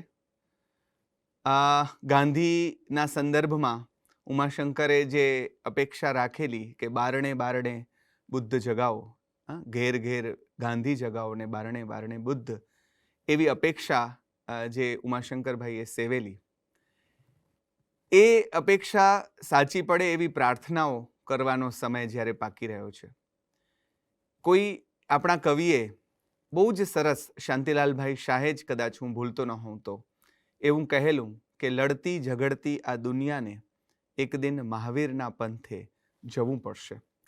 તો આ પ્રભુ મહાવીરનો જન્મ ચૈત્ર સુદ 13ના થયો, એ તો બહુ મોટી ઘટના. આજના સંદર્ભમાં એનો આનંદ આપણે અનુભવીએ, એ દિવસના વધામણા લઈએ, એ પણ એના જેવી જ મોટી ઘટના. પણ મને એક વિદ્યાર્થી તરીકે એમ થાય કે પ્રભુ મહાવીરનો જન્મ આપણા હૃદયમાં થાય ત્યારે સાચી મહાવીર જયંતીની આપણે ઉજવણી કરી કહેવાય. મહાવીર પ્રભુના ગુણો, મહાવીર પ્રભુએ બતાવેલો માર્ગ, એના ઉપર આપણે સંચરતા થઈએ, એમના ગુણોને આત્મસાત કરવાની કોશિશ કરતા થઈએ, ત્યારે આપણે સાચા અર્થમાં આ ઉજવણી કરી કહેવાય. પણ આજનો દિવસ તો ગુણગાન ગાવાનો દિવસ છે. આપણો આનંદ, આપણો હરખ એ વ્યક્ત કરવાનો દિવસ છે. એટલે આ જન્મ કલ્યાણકનો દિવસ, જે દિવસને દેવોએ બહુ સરસ રીતે ઉજવ્યો છે, એ દિવસની ઉજવણી આપણે તો શું કરી શકીએ? હા, કેવળ હરખગાન તો કરી શકીએ ને, ભગવાનના ગુણગાન તો કરી શકીએ. માતા ત્રિશલા અને પિતા સિદ્ધાર્થ, ત્રિશલાની કુખને જેમણે અજવાળી અને પિતા સિદ્ધાર્થના કુળને જેમણે અજવાળ્યું, એવા વર્ધમાન કુમાર, એવું સુંદર નામ. અને મારે એ પણ કહેવું જોઈએ કે આ સુંદર નામને એમણે સાર્થક કર્યું. વર્ધમાનનો અર્થ થાય છે નિત્ય વધે તે વર્ધમાન. વર્ધમાન કુમાર નિત્ય વધતા રહ્યા. આમ તો એમ કહેવાય કે નૈસારના ભવથી ક્રમશઃ એમની વિકાસ યાત્રા, વર્ધમાનપણું એમનું શરૂ થયું અને મહાવીર બનીને એ અટક્યા છે. આવા પ્રભુ મહાવીરના જન્મ કલ્યાણકના કેટલા ગીતો આપણે ત્યાં લખાયા છે. એક બહુ જાણીતું ગીત છે, એક જન્મ્યો રાજ દુલારો, દુનિયાનો તારણહારો. એક જન્મ્યો રાજ દુલારો, દુનિયાનો તારણહારો. વર્ધમાનનું નામ ધરીને ચમક્યો તેજ સિતારો. એક જન્મ્યો રાજ દુલારો, દુનિયાનો તારણહારો. દુનિયાને તારવા માટે જાણે કે આ રાજકુમારે જન્મ લીધો અને ખરેખર એ તારણહાર બનીને, આપણે જેને કહીએ છીએ, એ પોતે તર્યા, તિન્નાણમ તાર્યાણમ, પોતે પણ તર્યા અને બીજાને પણ તાર્યા. આ ભગવાનના જન્મ કલ્યાણકનું ગીત, બલકે પાંચે કલ્યાણકના ગીતો ઉપાધ્યાય શ્રી ભુવનચંદ્રજી મહારાજ એટલે કે મારા ગુરુ ભગવંતે બહુ સુંદર ગીતો લખ્યા છે. એમાંનું આ શબ્દ ચિત્ર જન્મ કલ્યાણકનું જુઓ તો કેવું સુંદર છે. ભગવાન મહાવીરનો વર્ધમાનના રૂપમાં જન્મ થઈ ચૂક્યો છે અને એની વધામણી એક સ્ત્રી બીજી સ્ત્રીને આપી રહી છે. બધાને ત્યાં ચોતરફ સમાચાર પ્રસર્યા છે કે માતા ત્રિશલાને ત્યાં કોઈ અદ્ભુત બાળકનો જન્મ થયો છે. એટલે એક સખી પોતાની સખીને કહી રહી છે, જન્મ્યો રે આજ સખી ત્રિશલાનો લાલ, જન્મ્યો રે આજ સખી ત્રિશલાનો લાલ, મુખડું જોવાને સખી હાલ હાલ હાલ, હાલ હાલ હાલ. એની આગળની પંક્તિઓ બહુ સરસ છે. જુએ ઊંડેરું કઈ તેજ ભરી આંખો, ઝગમગ તું ભાલ જોને ચાંદ પડે ઝાંખો, ગોરા ગોરા ગાલ સખી અંગો સુકુમાર સખી, મનડું લો ભાય સખી આવે મુને વાલ, આવે મુને વાલ. જન્મ્યો રે હો જન્મ્યો રે, જન્મ્યો રે આજ સખી ત્રિશલાનો લાલ, મુખડું જોવાને સખી હાલ હાલ હાલ, હાલ હાલ હાલ. આ જે હાલ હાલ હાલ છે, આ 3 વખત જે દ્વિરુક્ત પ્રયોગો આપણે જેને કહીએ કવિતાની ભાષામાં, એ કવિ નાયિકાના મનના ભાવને વ્યક્ત કરવા કેટલી ઉત્સુક છે ભગવાન મહાવીરના એટલે કે વર્ધમાન કુમારના દર્શન કરવા માટે. અને મજા એ છે કે આ વિતરાગ પરમાત્મા તો પછી થયા, પણ આપણે જેના ગીત ગાવા બેઠા છીએ એ તો બાળક વર્ધમાન છે. તો એના ઉપર તો વાલ પણ આવે, એના ગાલને રમાડવાનું મન થાય. અને આ જ ગીતમાં એ સખી છે એ એના ભાલને જોઈને, એના ચરિત્રને જોઈને જાણે કે એક જાહેરાત કરે છે કે થાશે એ કાલ સખી જગનો પ્રતિપાલ. આ તો જગનો પ્રતિપાલક થશે. અને ખરેખર એવું થાય છે. ભગવાનની કેટલી વાતો આજના દિવસે આપણને યાદ આવે છે. એમનો માતૃપ્રેમ, આ બધા જ પ્રસંગો બહુ જ જાણીતા છે, પણ આપણને વારંવાર ઘૂંટવાના અને કહેવાનું મન થાય. ભગવાન માના ગર્ભમાં છે અને માને તકલીફ ન થાય એટલે હલનચલન બંધ કરે છે. ત્યાં માને ત્યાં ચિંતાના વાદળો ઘેરાય છે કે અરે મારા બાળકને શું થયું હશે. ભગવાનનો જીવ એ સમજી જાય છે અને અંગૂઠાનો સ્પર્શ કરાવીને માને અનુભવ કરાવે છે કે પોતે સજીવિત છે. પણ મનોમન ત્યાં જ સંકલ્પ કરે છે કે મારા સહેજ હલનચલન બંધ થવાથી જો મારી માની આ સ્થિતિ હોય તો જો હું દીક્ષા લઈ લઉં તો આ જીવી જ ન શકે. એટલે ત્યાં જ સંકલ્પ કરે છે. આ ભગવાન મહાવીરનો માતૃપ્રેમ છે. એ જગત પ્રેમમાં પછી વિસ્તર્યો છે. જગતના કણે કણને જીવે જીવને એમણે ચાહ્યો છે, પણ એનો આરંભ એમની માથી થાય છે. અમારા ગુરુ દર્શનાબેન હંમેશા કે જે માનો હોય તે બધાનો હોય અને જે માનો ન હોય તે કોઈનો ન હોઈ શકે. ભગવાન મહાવીર સૌથી પહેલા પોતાની માના થયા છે અને એમણે નક્કી કર્યું છે કે જ્યાં સુધી મા જીવતા હશે ત્યાં સુધી હું ચારિત્ર્ય નહીં લઉં. માતાના અવસાન પછી પણ ચારિત્ર્ય લેવા માટે ઉત્સુક થયા છે ત્યારે ભાઈ નંદીવર્ધન એમને કહે છે કે નહીં, અત્યારે તમે દીક્ષા નહીં લઈ શકો, કારણ કે જગત વાત કરશે. અને ભાઈની આજ્ઞા પણ ફરીથી માથે ચડાવી છે. મેં ઘણીવાર કહ્યું છે ને હજી પણ કહું કે મહાવીરના માર્ગમાં ક્યાંય હઠાગ્રહ નથી. આ તો અનાગ્રહની સાધનાનો માર્ગ છે. તમે જુઓ કે ચારિત્ર્ય માટે ખૂબ તાલાવેલી હશે. ભગવાન મહાવીરનો આ છેલ્લો ભવ છે, છૂટવાનો ભવ છે, તો કેવી તાલાવેલી હોય, પણ પોતાના સ્વજનોને નારાજ કરીને અથવા એમની અવજ્ઞા કરીને ભગવાને ચારિત્ર્ય ગ્રહણ પણ નથી કર્યું. આ રીતે ભગવાન સંયમ ગ્રહણ કરે છે.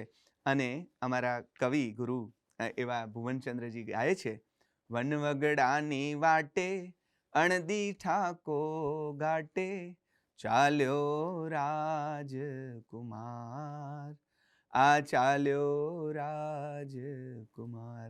કોઈ નવી જ દિશામાં. ભગવાન બુદ્ધ માટે જે શબ્દ વપરાયો છે મહાભિનિષ્ક્રમણ, અહીંયા એમણે પણ મહાભિનિષ્ક્રમણ કર્યું છે. 12.5 વર્ષ સુધી તપ કર્યું છે. ઉગ્ર તપશ્ચર્યા, ઉગ્ર વિહાર અને બિલકુલ મૌન. આ વાત આપણને બહુ અપીલ કરી જાય છે. અત્યારે મારા જેવા કાંઈ ન આવડે અને લપલપ કર્યા કરે છે. ભગવાન મહાવીરે જ્યાં સુધી પૂર્ણત્વને પ્રાપ્ત ન કર્યું, કેવળ જ્ઞાન જ્યાં સુધી પ્રાપ્ત નથી થયું, ત્યાં સુધી એક શબ્દ એ પોતાની આજ્ઞાનો, સંદેશનો, ધર્મ પ્રબોધનનો કહ્યો નથી. તમે જુઓ, આ પરિપક્વતાની રાહ જોવી કેટલી અઘરી હશે, પણ ભગવાન એ કરી શક્યા છે. અને પછી જ્યારે પૂર્ણત્વને પ્રાપ્ત કરે છે, બધું જ ખરી પડે છે, કેવળ જ્ઞાન જ્યારે થાય છે, ત્યારે કેવી સ્થિતિ હશે ભગવાનની? ઓનલી નોલેજ, આપણે અત્યારની ભાષામાં કહીએ તો કશું જ નથી રહ્યું. બધા જ કર્મો શેષ થયા છે અને હવે એક જ કાર્ય બાકી રહ્યું છે, અને એ છે અનુગ્રહ, એટલે કે કૃપા. જગતના તમામ જીવો માટે સવી જીવ કરું શાસન રસી, એવી ભાવના જે કોઈ તીર્થંકરનો જીવ હોય એમણે પહેલા પૂર્વે સેવી હોય, એ ભાવના ભાવી હોય, અને એના પરિણામ સ્વરૂપ હવે જ્યારે એ તીર્થંકર પદને વર્યા છે, ત્યારે એ જગત આખાના કલ્યાણ માટે એ સમવસરણ રચાય છે અને ભગવાન દેશના આપે છે. પણ કેવળ જ્ઞાનનું એક સરસ ગીત ભુવનચંદ્રજી આપણને આપે છે. એ કહે છે, રુજુવાલો કા સરિતાને તીર, બેઠા તરુવરની છાએ મહાવીર. અને અધબીડી આંખોની પાપડની પાળમાં બીડાયા ઊંડા કઈ વ્યોમ, કાયા અડોલ રહી આતમ તો સંચર્યો, જોવાને ભીતરની ભોમ. અને એમ કરીને આખી કવિતા એવી સરસ વિસ્તરે છે, આપણને જાણે કે ભગવાનના કેવળ જ્ઞાનનું પ્રત્યક્ષ દર્શન થતું હોય એ રીતે. અને પછી શરૂ થાય છે એમની વાણીના પ્રસાદની વહેંચણી. ભગવાન વહેંચે છે અને આગમના રૂપમાં આપણને એમના શિષ્યો સાચવીને આપે છે. ભગવાનની વાણી આજે આપણી સમક્ષ, ભગવાન પ્રત્યક્ષ નથી, એમનો ક્ષરદેહ આપણી પાસે નથી, પણ આપણે ધન્ય ભાગી છીએ કે આગમના રૂપમાં ભગવાનનો અક્ષરદેહ, ભગવાને બોલેલી વાણી. તમે ગીતાને અડો છો ત્યારે તમને ખબર પડે કે આ તો કૃષ્ણને અડ્યા બરાબર છે, કારણ કે આ શબ્દો તો ભગવાન શ્રી કૃષ્ણના શ્રી મુખે બોલાયા છે. તેમ આગમની વાણી ભગવાન શ્રી મહાવીરના શ્રી મુખે બોલાયેલી વાણી છે. એ ધન્યતા એને અડતા આપણે સૌ અનુભવીએ છીએ. આવા ભગવાનના કેટલા પ્રસંગો છે, એમની નિર્ભીકતાના, એમના અભયત્વના, એમને પ્રેમના, એમની મૈત્રીના. પણ ચંડ કૌશિકનો પ્રસંગ બહુ જાણીતો છે. ચંડ કૌશિકની વાત તો આપ સૌ જાણો છો. ક્ષમાના સંદર્ભમાં એ પ્રસંગ બહુ જાણીતો છે. ચંડ કૌશિક દંશ દે છે અને ભગવાનના પગમાંથી અતિશય છે, આ તો તીર્થંકરનો દૂધની ધારા નીકળે છે. ઓશો રજનીશે એનું મૂલ્યાંકન કરતા એમ કહ્યું કે માતાની તો છાતીમાં ધાવણ હોય, પણ મહાવીર એટલા માતૃત્વથી ભરેલા છે કે એને જ્યાં અડો ત્યાંથી દૂધની ધારા નીકળે છે. આ મૌલિક અર્થઘટન આપણને ખૂબ ગમે એવું અર્થઘટન છે, પણ મારે આગળ એનાથી વધીને કહેવું છે કે ભગવાને બુજ્જ ચંડ કૌશિક કહીને એને જગાડ્યો તો છે. ચંડ કૌશિકે હવે નક્કી કર્યું છે, સંલેખના લઈ લીધી છે અને ત્યાં બેસી ગયો છે. જ્યાં સુધી જીવ ન જાય ત્યાં સુધી હવે ત્યાં જ છે. તો આવા જીવને, ચંડ કૌશિક જેવા જીવને, જેને આપણે પ્રાણી કહીએ છીએ, એવા પ્રાણી અને આવો ક્રોધી ચંડ કૌશિક નામનો સાપ, એના માટે ભગવાન 15 દિવસ સુધી એની પાસે ઊભા રહ્યા છે. આ છે ભગવાનની મૈત્રીનો પરમ પ્રતાપ. ભગવાનની મૈત્રીનો વિસ્તાર કેટલો છે! અત્યારે આપણે આપણા સ્વજનો માટે પણ સમય નથી, જ્યારે ભગવાનને ચંડ કૌશિક જેવા એ ઝેરી સાપ માટે સમય છે. અને પણ 15 દિવસનો ભગવાન એને શાતા પહોંચાડવા માટે ત્યાં ઊભા રહ્યા છે. તો આવા મહાવીરના કેટલા ગુણગાન ગાઈએ, પણ એક વાત કયા વગર રહી ન શકાય. ગૌતમ સ્વામીના સંદર્ભમાં, ગૌતમ સ્વામીને તો એમણે જીતી લીધા છે, પણ ગૌતમ સ્વામીને એમનો રાગ છે, એટલે એમના હાથે જે દીક્ષિત થાય એને કેવળ જ્ઞાન થાય, પણ ગૌતમ સ્વામીને ન થાય. ત્યારે ભગવાન મહાવીરે અંતિમ ગુરુકૃત્ય પોતાનું જીવન લીલા સંકેલતા કર્યું છે. એ આયા છે કે પોતાના શિષ્યને પોતાની સાથે બાંધી રાખવાને બદલે એની મુક્તિ માટે પોતાનાથી મુક્ત કર્યો છે. અને પોતાના અંતિમ સમયે હું એક માણસ તરીકે વિચારું તો મને લાગે કે ભગવાન ઈચ્છતા હોય કે ગૌતમ એ સમય પાસે હોય, પણ ગૌતમ જો એ સમય પાસે હોત તો એમને જે સંદેશ આપવો હતો ને જગાડવા તો એ ન થઈ શક્યું હોત. એને મોકલે છે કોઈ શ્રાવકને ઉપદેશ આપવા માટે. અહીંયા ભગવાનનું નિર્વાણ કલ્યાણક થાય છે. હતો ચિરંતન કાળ પ્રવાસી, આજ સનાતન ધામ નિવાસી, યાત્રા થઈ નિશેષ, પહોંચ્યો પથિક સ્વદેશ, એમ ઉપાધ્યાય ભુવનચંદ્રજી કહે છે. પોતે તો સ્વદેશ પહોંચે છે, પણ પોતાના શિષ્યને સ્વદેશ પહોંચાડવાનો માર્ગ બતાડતા જાય છે. અને રાગયુક્ત એવા ગૌતમ સ્વામી ધીરે ધીરે પ્રેમયુક્ત થાય છે. અને ભગવાનનો રાગ છૂટે છે ને નવા વર્ષની સવારે, દિવાળીની રાત્રે ભગવાન નિર્વાણ પામે છે ને નવા વર્ષની સવારે ગૌતમ સ્વામીને કેવળ જ્ઞાન થાય છે. આ ભગવાનની બહુ જાણીતી વાતો છે, પણ વારંવાર ગૂંટવાનું મન થાય એવી વાતો છે. આ તો ભગવાનના જીવનની વાતો થઈ. મારું કામ તો ગીત ગાવાનું કામ છે, પણ ગીત એના ગવાય કે જેમાં કંઈક ગુણ હોય. તો આજે આપણે એવા ભગવાન મહાવીર સ્વામીના ગુણોનું ગાન કરવાના છીએ. આપણે એવા એટલા બધા ગુણો છે કે ગાઈએ ગાઈએ તોય પાર ના આવે. તદપી તવ ગુણાનામ પારમ ન યાતિ, એમ એ આપણે કહેવું પડે. આવા ચરમ તીર્થપતિ પ્રભુ મહાવીરની વંદના કરીએ આપણે. મજાની વાત એ છે કે આમ કરવામાં કંઈ કેટલાય ઉત્તમ સાધુ કવિઓ, કેટલાયનો આપણને સંગાથ મળવા, એ બધા આપણને સંગાથ આપવા માટે ઉત્સુક છે. બલકે એમણે જીવનભર આ ગીતો જે ગાયા, એમના એ ગીતો ઉછીના લઈને આપણે આપણો ભાવ વ્યક્ત કરીએ. શૈલી નામના આપણા બહુ પશ્ચિમના મોટા વિવેચક થયા, એમણે કવિતાની વ્યાખ્યા કરતા એમ કહ્યું કે poetry is the record of the best and happiest moment of the best and happiest mind.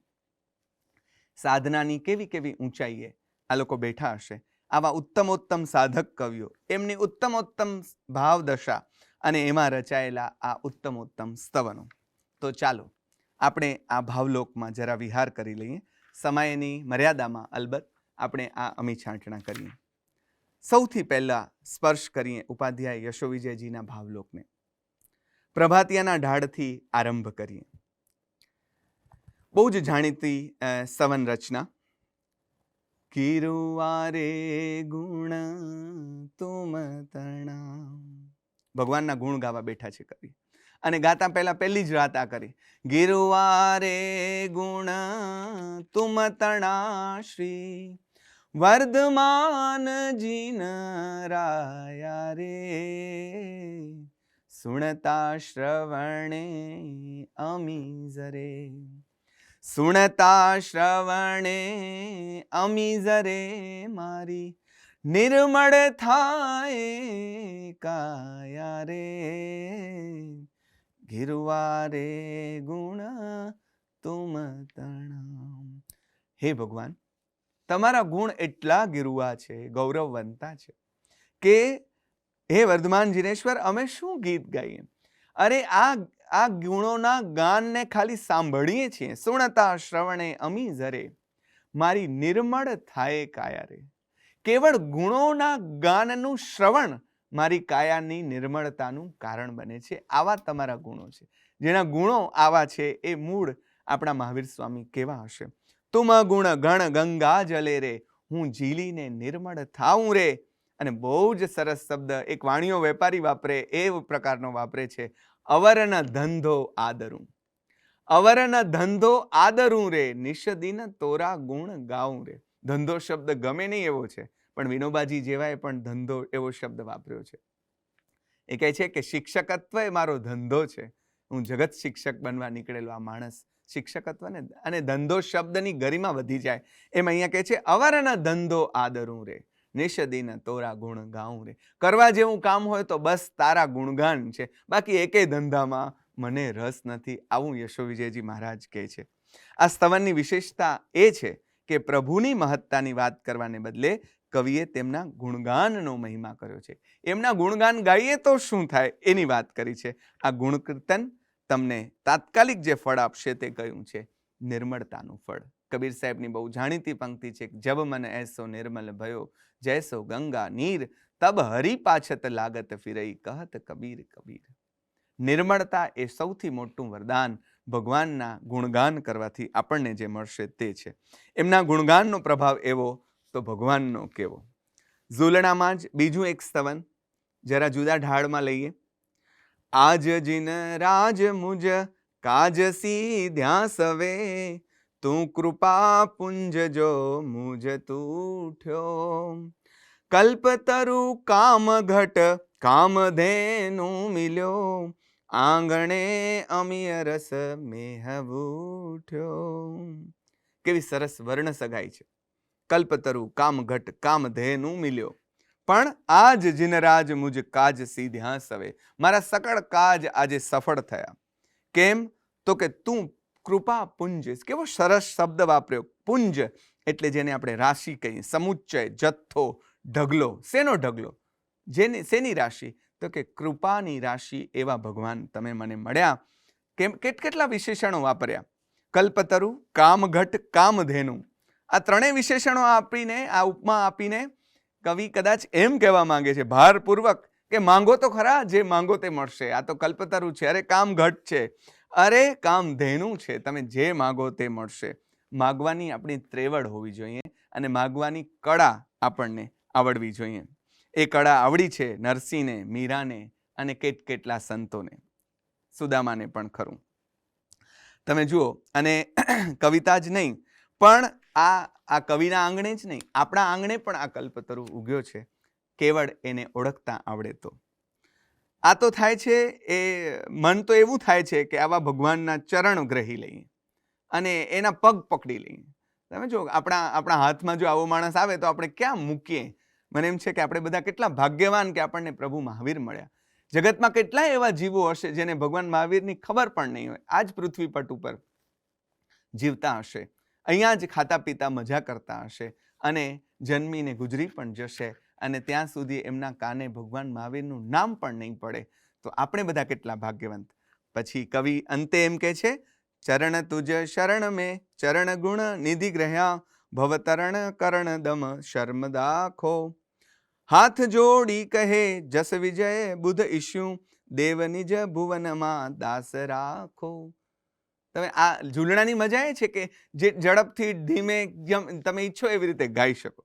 હવે અહીંયા યમક તો છે જ અલંકાર, પણ એવો સરસ કવિ કે જે દાસત્વની યાચના કરે છે. ભગવાનને કહે છે દેવ નિજ ભુવનમાં દાસ રાખો. બીજું કાંઈ નહીં તો નોકર તરીકે તો રાખો. મીરાની પેલી કવિતા છે ને, મારી બહુ જ પ્રિય. શ્યામ મુને ચાકર રાખો જી, ચાકર રહીશું બાગ લગાશું, નિત ઉઠ દર્શન પાસું, વૃંદાવન કી કુંજ ગલિન में तेरी લીલા ગાશું. શ્યામ મુને ચાકર રાખો જી. ભગવાનને પણ પ્રલોભન આપે છે મીરા કે ભાઈ મને જરાક નોકર રાખને, તારા યશ ગાતા ફરશું, બધાને તારો વટ પડાવતા ફરશું અને તારો પ્રચાર પ્રસાર કરશું, બધી જગ્યાએ તારો વટ પડશે, અમને નોકર રાખ. આવા પ્રલોભનો આપે છે.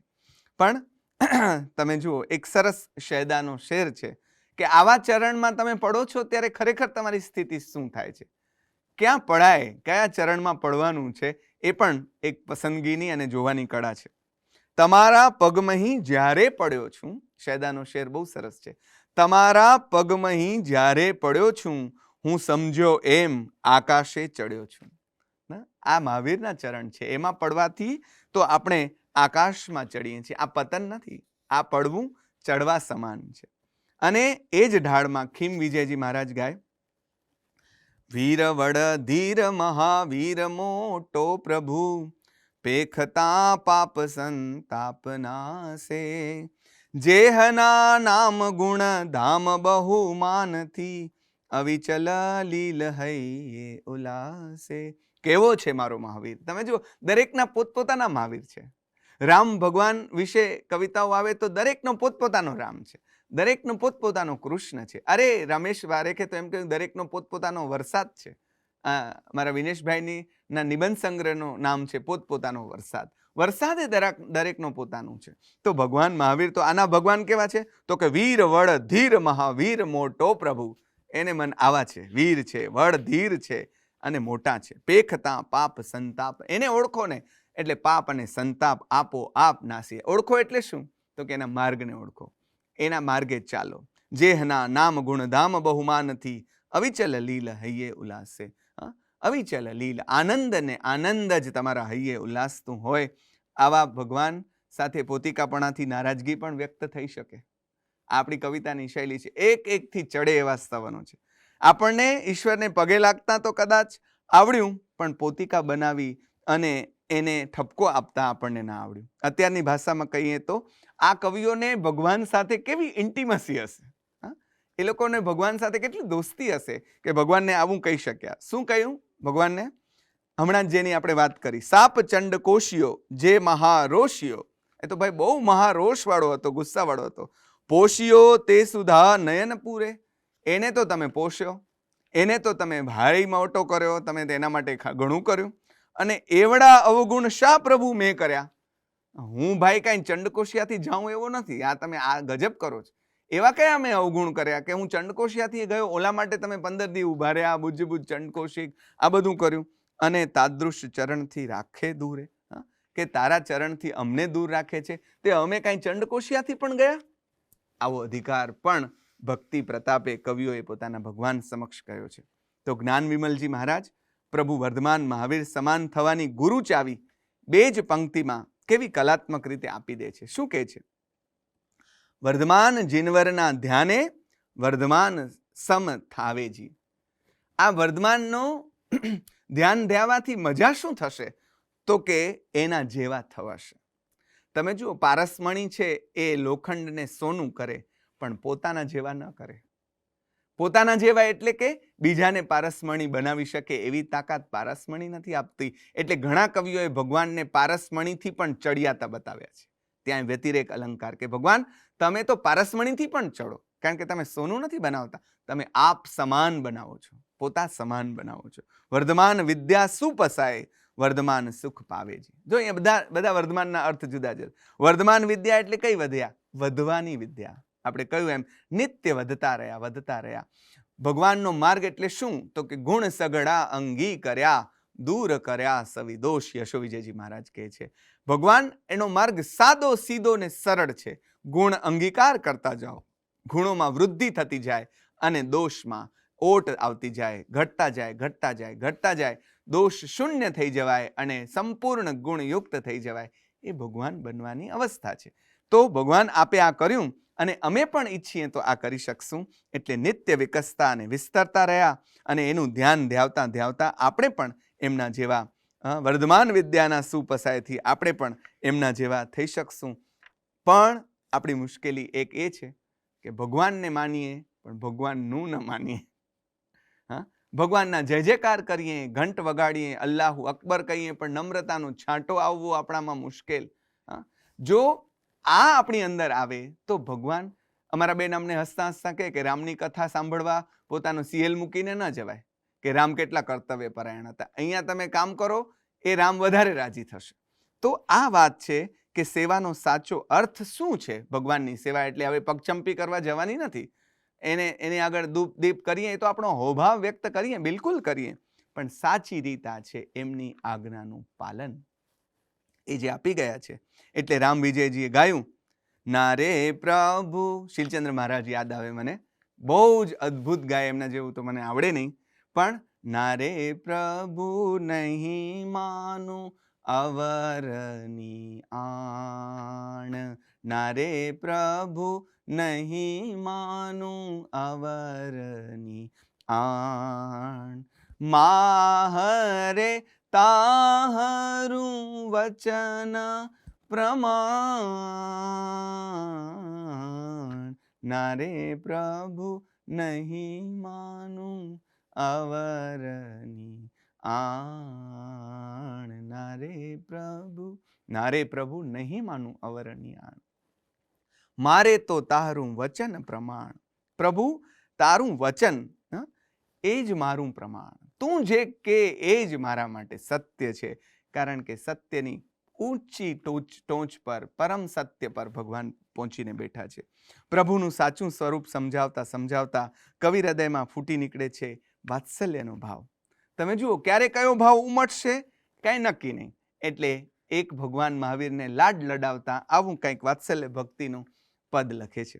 આજે તો ખરેખર તો એ જ ભક્તિના પદો ગાવા જોઈએ, વાત્સલ્ય ભક્તિના. 24માં પ્રભુ ત્રિભુવન સ્વામી સિદ્ધારથના નંદરે ત્રિશિલાના નાનડિયા પ્રભુ. બહુ જ સરસ શીલચંદ્રજીના મુખ્ય ગવાય છે, ત્રિશિલાજીના નાનડિયા પ્રભુ તુમ દીઠે અતિ હી આનંદ રે. હે નાનડિયા ભગવાન, આપણને યાદ આવે નાનડિયો, કાનુડો યાદ આવે, ઠુમક ચલત રામચંદ્રમાં નાનકડા રામ યાદ આવે. અને એવા નાનકડા મહાવીરને અહીંયા કહે છે, નાનડિયા પ્રભુ તું મારા હૃદય વસ્યો, કેવી મજા. કોઈ કવિથી નો અહોભાવ છલકાઈ જાય અને એના શબ્દો સરી પડે. જો કવિતાની પંક્તિની શરૂઆત જ થાય, આહા આહા કેવું ભાગ્ય જાગ્યું, વીરના ચરણો મળ્યા. આપણા બધાનું આ સદનસીબ, મેં આગળ કહ્યું તેમ કે આપણા બધાનું ભાગ્ય જાગ્યું હશે. નક્કી ભૂલે ચૂકે આપણે પૂર્વ ભવોમાં નક્કી પુણ્ય કર્યા હશે, નહીતર આનું નામ પણ ન મળે. આપણને તો એના ચરણ મળ્યા છે. મારી એક અંગત વાત કરી દઉં, આમાં જોડી દઉં કે ક્યારેક કોઈ એવા દેરાસરજીમાં જવાનું થાય કે જ્યાં ભાગ્યે જ કોઈ ભાવિકો આવતા હોય, ત્યારે પૂજાના કપડામાં દોડમ દોડ પૂજા કરવી હોય ને કેટલા બધા ભગવાન હોય, તો મને એમ થાય કે ભગવાન સાથે હાથ મેળવી લઈએ તો કેવી મજા આવે, ભગવાનના પગ દાબી લઈએ તો કેવી મજા આવે. અને આમ જ્યારે આપણે ભગવાન સાથે પોતિકાપણું અનુભવીએ છીએ ત્યારે સાચા અર્થમાં ભગવાન આપણને મળે છે. આવા વીર જિનેશ્વરની વંદનાની ફળશ્રુતિ શું? વીર પાસે શું મંગાય? તો કે વીર પાસે વીરપણું જ મંગાય, જે તમારી પાસે છે. જે વિવેકાનંદે માગ્યું તો ભગવાનને તમે જોયો છે અને બતાવી શકો? તો કે હા, જોઉં છું તને, એના કરતાં પણ વધારે નજીકથી જોયો છે અને તને બતાવી પણ શકું. એમ આનંદ ઘનજી મહારાજનું મારું અત્યંત પ્રિય, આમ એમના નામે મળે છે, કેટલાક એમ માને છે કે એમનું નથી, પણ આપણે અત્યારે એમ માનીને ચાલીએ કે એમનું છે. વીરજીને ચરણે લાગું, વીરપણું તે માગું રે વીરજી. મને ઘણા બધા સંદર્ભો યાદ આવે છે. યુધિષ્ઠિર મને યાદ આવે, પગે લાગે એમના ગુરુઓને અને એમ કે હવે બોલો તમને કેવી રીતે મારવા એ કહો. પગે લાગીને જીતવા માટેના આશીર્વાદ માંગે સામે કૌરવ સેનામાં એમના જે વડીલો છે. તો અહીંયા વીરજીને ચરણે લાગું અને તમારું જ સ્થાન માગું છું, બોલો હવે શું કરશો? તો વીરજીને ચરણે લાગું, વીરપણું તે માંગું રે મિથ્યા મોહતી નિર્ભય ભાગ્યું, જીત નગારું વાગ્યું રે. કેવો સરસ શબ્દ છે. આ એક શબ્દ માટે પણ આપણને એમ થઈ જાય કે આનંદ ઘનજીનું જ હશે. આ જીત નગારું વાગ્યું રે, જીતનું નગારું વાગ્યું. યસ, જ્યારે પૂર્ણત્વને કોઈ જીવ પામે છે ત્યારે આ જીત નગારું વાગે છે. તો આ પ્રકાશ પુંજના ચરણમાં આવો, પછી અંધારું તિમિર હોય જ નહીં, એટલે અભયત્વનું વરદાન પામીને કવિ હાંસલ કરે છે આ જીત. આ ઉત્તમ સ્તવનો આપણને એક એકથી ચડે એવા આવા ઉત્તમોત્તમ સ્તવનો મળે છે. ભગવાન મહાવીરના જન્મ કલ્યાણકમાં આમ તો આનંદ જ વ્યક્ત કરવાનો હોય, પણ એક નાનકડી ચિંતા વ્યક્ત કરવાનું પણ મન થઈ આવે છે, એટલા માટે કે આ આપણી વાસ્તવિકતા છે. આ બધા સ્તવનોની આવતીકાલ વિશે આપણને જરા દ્વિધા છે અને એ વિચારતા ધ્રુજી જવાય છે. ધીરે ધીરે વિસરાતી જતી આ વિરાસતને સાચવી લેવાની તાતી જરૂર છે. ઉત્તમોત્તમ આપણા બાળકો હવે એવી શાળાઓમાં ભણે છે કે જેને ગુજરાતી સાથે પણ લેવા દેવા નથી. તો આ બાળકોને આ સ્તવનો, એની ઊંચાઈ, એનું ઊંડાણ, એનું લાલિત્ય, એની સુંદરતા, એની અંદર ગર્ભિત ભાવ વિશ્વ, આ બધા કેવી રીતે પ્રાપ્ત થશે?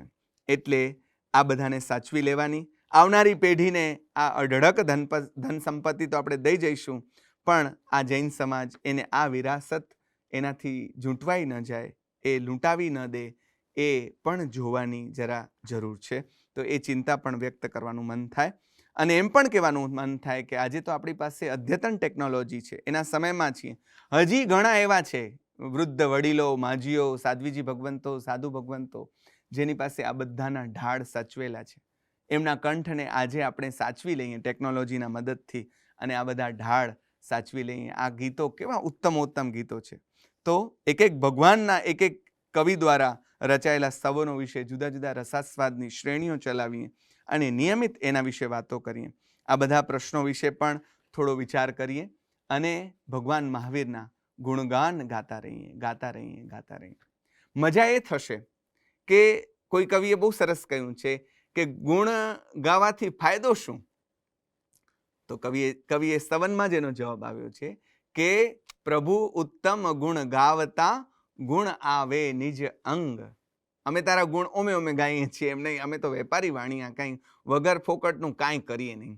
એટલે અમને રસ છે, અમને સ્વાર્થ છે, તે આ છે કે તારા ગુણગાન ગાતા ગાતા આ ગુણો અમારી અંદર ક્યારે આવે, અમારી અંદર ક્યારે વિકસે, અમારી અંદર ક્યારે વિસ્તરે, ત્યારે અમે તારા સાચા જૈન કહેવાઈશું, તારા માર્ગે ચાલનાર કહેવાઈશું. તો ભગવાન મહાવીરના જન્મ કલ્યાણકના દિવસે ભગવાનના જીવનની થોડી વાતોને પાછી તાજી કરવાનો એક સરસ ઇન્સ્ટિટ્યૂટ ઓફ જૈનોલોજીએ અવસર આપ્યો.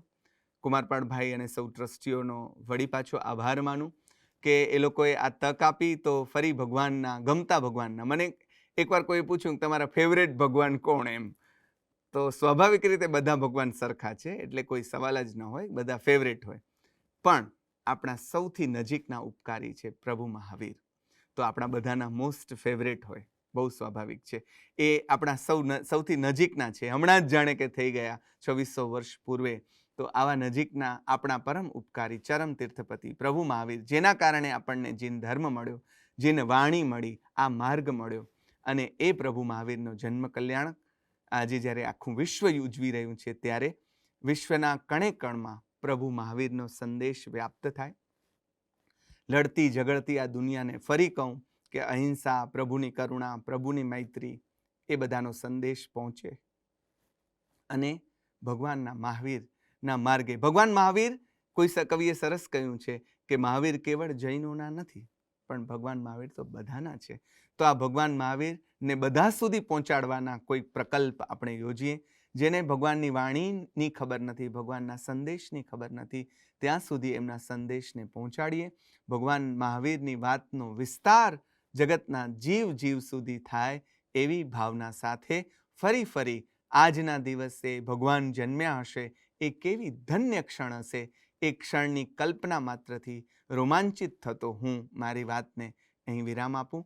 પ્રભુ મહાવીરના જય જયકાર સાથે આપણે આ વાતને અહીં પૂરી કરીએ. બોલીએ મહાવીર સ્વામી ભગવાન કી જય. આભાર.